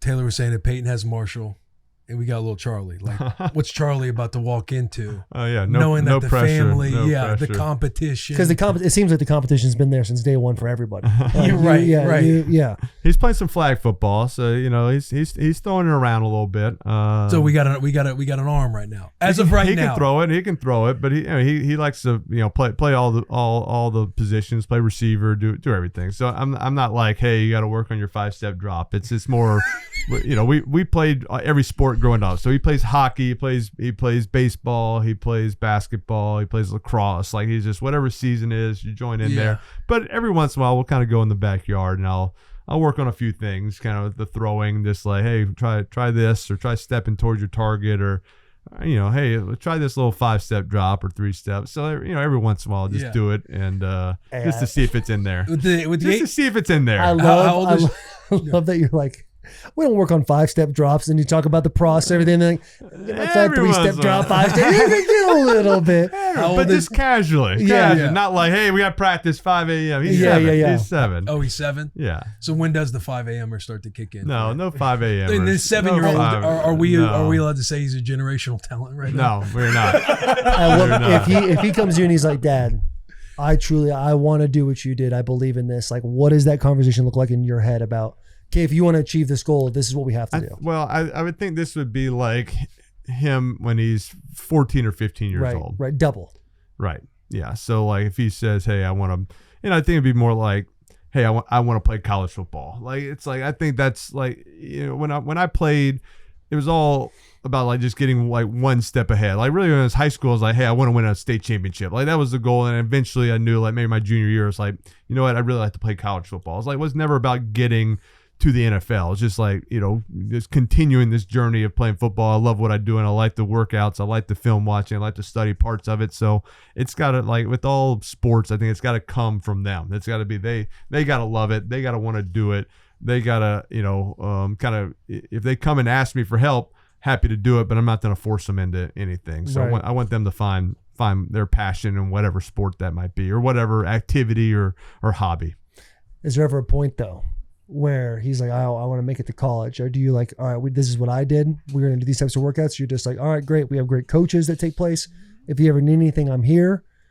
I think you look for outside help. Like, I mean, I had, speed coaches, obviously for my massive speed, but like, but I like did all those things and I had, early workouts. So I look for like, someone to train them or someone to work with. But I think you listen to your high school coaches. I think you like whoever your coach is.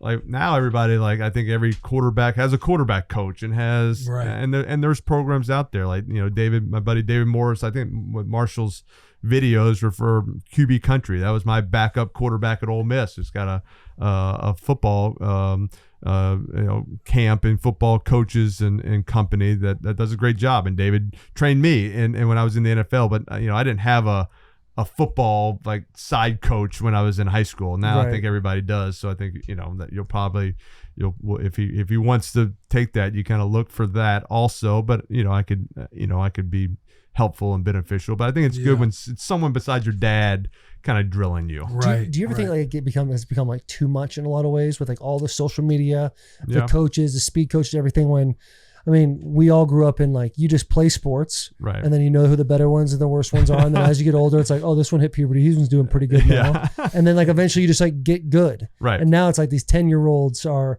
out there working, doing cone drills and stuff like that. Right. Has it become, do you think we're like hitting a little too much here? It's probably too much. Yeah. For sure. And there's, you see it in youth sports. There's probably some issues of parents like kind of maybe getting a little bit too involved or trying to live their dreams through their kids. Yeah. And I see it on both sides. You see, all of a sudden one kid's doing a little extra work or going to an extra camp or doing more clinics, and you're like, well, is that what we need to be doing? Like, or we want our kid to make the team. Like, when do you start? So it's a lot of like kind of learning and what you need to do and making some of those mistakes. But I think it again comes down to like, let's listen to our kid a little bit and see what they want. What do they like? But also, hey, what a hell of an opportunity to go to the Manning quarterback camp. There you go. Manning Passing Academy. There you go. Good plug. You brought up hockey. Hockey. Charlie's kind of nice. Got some. He's got some. He's okay. He's okay. He's, 7. But I have a daughter. I have a daughter. I have a daughter that does like travel hockey. It's fun. It's like I think it's. I don't know if it's coincidental that like all my kids. I coached them when they were playing basketball. I coached them. They're like my girls were playing softball. I'm like, I could do that and like know this stuff. And now.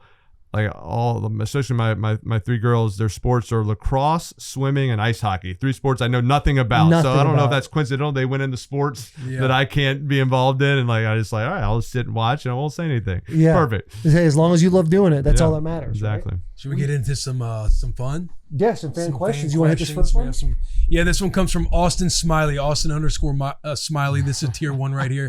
Does he like that Ole Miss recognizes the 2003 SEC West title when they didn't even go to Atlanta? So just the context. We LSU and us split the West. They won the tiebreaker. And got to go to the SEC championship, but I guess technically, we were still the West champions tied. But Banner's hanging up. They might have removed it by now. I don't know. I think so. But it's not the greatest thing. We could probably get rid of that. Yeah. Okay, you move on. We got a question here from Big Sack Sheriff 18. Oh wow. When was the first time you beat Peyton 1-on-1 in basketball, and did you dunk on him? I did. I dunked on him. So I was I would say I was probably like a junior in high school. So this is probably somewhere around 1997 or 8. He came back home from college. He was at Tennessee, and we had a great little backyard and a basketball hoop, and we started playing 1-on-1. And like, you played a 10-by-1s, and it was kind of a, it's not a pretty match. Like it's not us like shooting threes. It is more like you're driving, Gritty. you're backing them in, Sweating. it's elbows, and it's like it's just an ugly like wrestling match. And I finally beat. He like went for a steal or something. I got up and I dunked on him. And I was like fired up. Of course, he's pissed. He like storms off. My dad's sitting there just biting his nails the whole time because like I'm like going off to play Ole Miss eventually. He's at Tennessee, #1 player in the country, college. Just like worried that one of us is gonna get hurt, or we're just gonna fight each other. And so like I remember like that night he didn't talk to me at dinner. Like wouldn't say anything. And so like the next day we're like, hey, we'll play tomorrow afternoon. Like I'll get done at school. Back from school, we'll play at like 5 o'clock. And it came home the next day, and my dad had taken down the goal.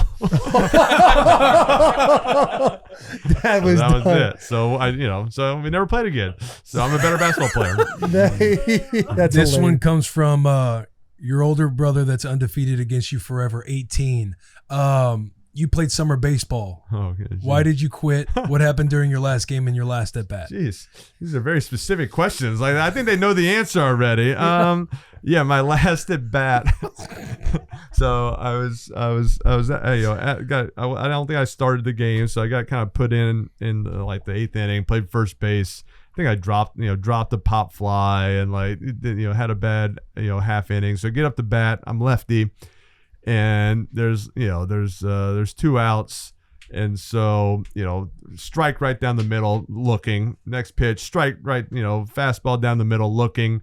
So 0-2. It throws a little off speed one. It's like in the dirt, and I go to swing at it, but pull back, and so I don't know if it's like they called it a swing or not, and the ball got past the catcher, so I think it dropped third strike. So I start running down the first. I get to first. The catcher throws it over the first baseman's head. So now I'm like, oh, I can turn this into a double the hard way. And so I started going to second, and I knew I was going to get thrown out. So I get like a rundown between first and second, slide back in the first. He's safe.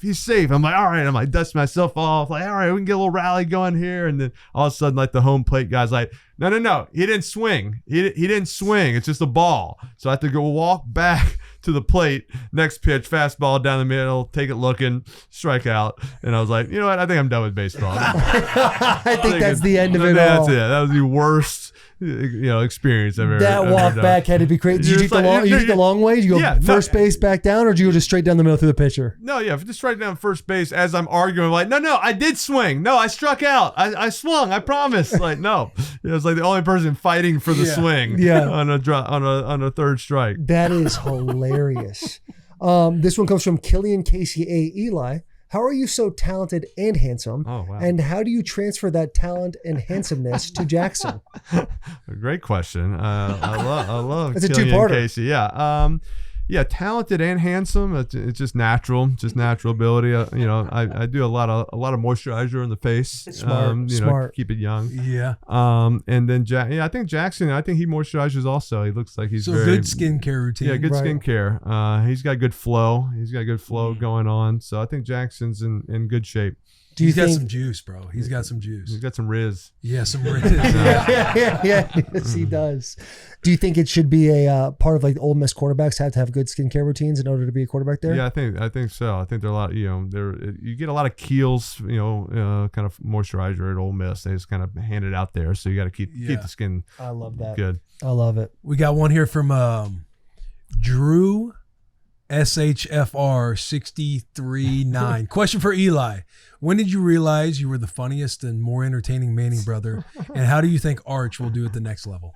I think my brother Coop is the funniest and most entertaining Manning brother. So I know he's not on TV as much, but he does some stuff, and we spit a lot of ideas past Coop that he approves, and I'm sure he actually wrote Peyton's speech that aka my speech for tonight.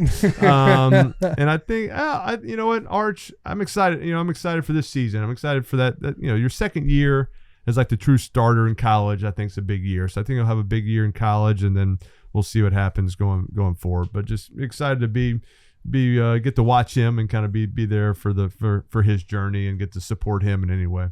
Yeah. From a Coop standpoint, like, do you and Peyton ever struggle about like how awesome of a brother that both of you both speak on Coop being, but he doesn't get clearly any like publicity or credit for the kind of guy he also is in your family? Yeah, I mean, I think everybody that's been around us and been around Coop, I mean, they say it to him and say it to us that, you know, oh, Coop's the best of all of both of y'all. So I think, you know, I think Coop's has a good perspective on life, and he was an athlete. He got injured, didn't get to, you know, kind of fulfill his dreams of playing, you know, college football or NFL, but he, you know, kind of said, I'm gonna live my dream through you. And so he was at our games. He was supportive. He was, you know, proud of us. Like, he was never bitter. He was never, you know, why me? Like, he never had that attitude, and I always appreciated that. So I think, you know, just kind of that, you know, appreciation that he had two brothers that he got to watch and root for was special for him, and not, you know, something that he dreaded. Yeah. Which one's your favorite? Brothers? Yeah. I don't know. Everyone's got a favorite. I don't know. It's like, you know, it's like your favorite kid. You have one, but you're not allowed to say. That's fair. I feel like, and like, what was it? Deion Sanders. He's like, yeah, I love you guys all, but like, it changes. Yeah, there's a so I guess like, in this moment, yeah, May 1st is when this is being filmed. Who's your favorite right now? Yeah. Right now, well, it's Peyton's birthday party, so he invited me to this party. Right. So Okay. Yeah. You got invited to the birthday and he wrote party. your It's gotta be speech. Peyton. Like, he wrote my speech. He's taking care of you. He's taking care. He didn't want me to be nervous about, Yeah. you know, coming up with a speech. I'll just handle it for you. Dude, I think Very that nice is, of him. that is the funniest thing for someone to write their own speech for them. Yeah, That's awesome. hilarious. You want to hit him with the Bud Light question? Yeah. So Eli, everyone would do anything for an ice cold Bud Light. What's something that Eli Manning would do anything for? Can't say family. Ooh, I would do. I mean, I know we've kind of talked about this before a little bit, but I'd do anything for spring break just to keep having spring breaks the rest of my life. Get to just check out. Yeah, I mean, like, yeah. So, like, my kids are gonna be in college. I'd be like, "Where are we going spring break? You know, what are we doing?" I'm joining in. So I think, like, I'll be, yeah, that's just me. I can't wait for grandkids. You know, just when my kids don't have spring break, I can take them on spring break. I can't wait for grandkids. Charlie's 7. Yeah, 7. Come on, hurry up. I need some more. I want unlimited. Like, I always wanted to change my kids from different schools so they'd have different spring breaks. So I get 2 weeks of it. You know what I mean? Yeah, that'd be So I wanted something. when they're not on the same system, on the same program, same schedule. That'd be better for me. I know you got to get out of here, but if you could just paint me a picture of like what your perfect spring break would be, that'd be amazing. I think it's just like, yeah, beach. It's doing like kind of, you know, wake up early, do a little fishing. Take Charlie and Caroline, 2 of my kids that really like fishing. Go out there, catch like a giant tuna for like 2 or 3 hours. Come back. Kind of the other kids are waking up. Go play a little like pickleball or something. Like get some moving around. A little like, you know. A little cocktail at lunch, like some fish tacos and a little rum punch or some sort, and then kind of sit by the beach, throw the football with Charlie on the beach a little bit, jump in the water, Work on the 5-step. yeah, work on the 5-step, just get the tan going, and then a little early dinner, go to bed early again, and repeat. You know, there it is, 2 beers, there it is. What an answer, man. Yeah. You just put it all together. Let's put it there. We really appreciate you coming on. Thank Taking you, the guys. time. Pleasure, I know there's a man. birthday And by the party way, going- Chad Powers, Bad powers. There we the go. whole I team know. that's involved doing that show, A+. Thank you. Because Yeah. even when fun. it's coming out, I'm like, okay, it feels like they're kind of running the Chad Powers thing into the ground. But you watch the show and the comedy, like, it's funny. It's a legit- good it's- show. it's legitimately good. Really Yeah. well. I remember, I didn't, when like Michael Waldron and them wrote it, I remember reading like the scripts and like just dying laughing. I was like, wow, I just like not see that going this way. Yeah. But like really, really funny. So they I'm did a bought good in job. too. Like, I was pissed when the ending ended, scene where he's yeah. about to play the game. Hey, I'm people like, I know get there's together. so much Hey, going on that I know. need to. Well, I and, know. and obviously they picked Glenn Powell just because we have such similar physique, like Yeah, abs. absolutely. Exactly Yeah. the same. You saw it on my beach bod earlier, so that's probably why they cast him. Were you nervous saying your line? Yeah, just cursing twice. Yeah. More like, hey, how's wifey gonna handle this? She wasn't a big fan of my line. Okay, fair enough. Yeah. That's totally fair. Dude, thanks for coming on, Bussin. Yeah. Man. Thanks, guys. So And much if fun. you have, I know season 2 is up, but if you ever want us to cameo for the show, we're more than We'll we're take open. the lines We're over open. it that Take the your lines? wife doesn't Perfect. like. I'll Perfect. say the worst words, You'll whatever say you it guys all. want me to say. Good Yeah, enough. yeah, Good I'll do enough. whatever you need me to do. Anything for art, right? Anything for art. Hey, it's bigger than us. It is. It is. Yeah, it's like, bigger than yeah, us. yeah. I just put my mind. Anyway, let's give a round of applause for Eli Manning. Thank you, guys. What an incredible podcast. Please subscribe, comment, big hugs, tiny kisses. Hey, we can cut this, but I just got a text from Clay Matthews. He said he doesn't have a question for you. He just wants to tell you that throw to Hakeem Nicks in 2011 playoffs was bullshit. That's what he wanted you to know. You crushed his back-to-back dreams with a heart emoji he sent you. They were a good team. They were a good team there. Akeem had a big one. A little he caught a touchdown, then caught the Hail Mary. So Hail Mary. yeah. We'll see you next week. Sad play.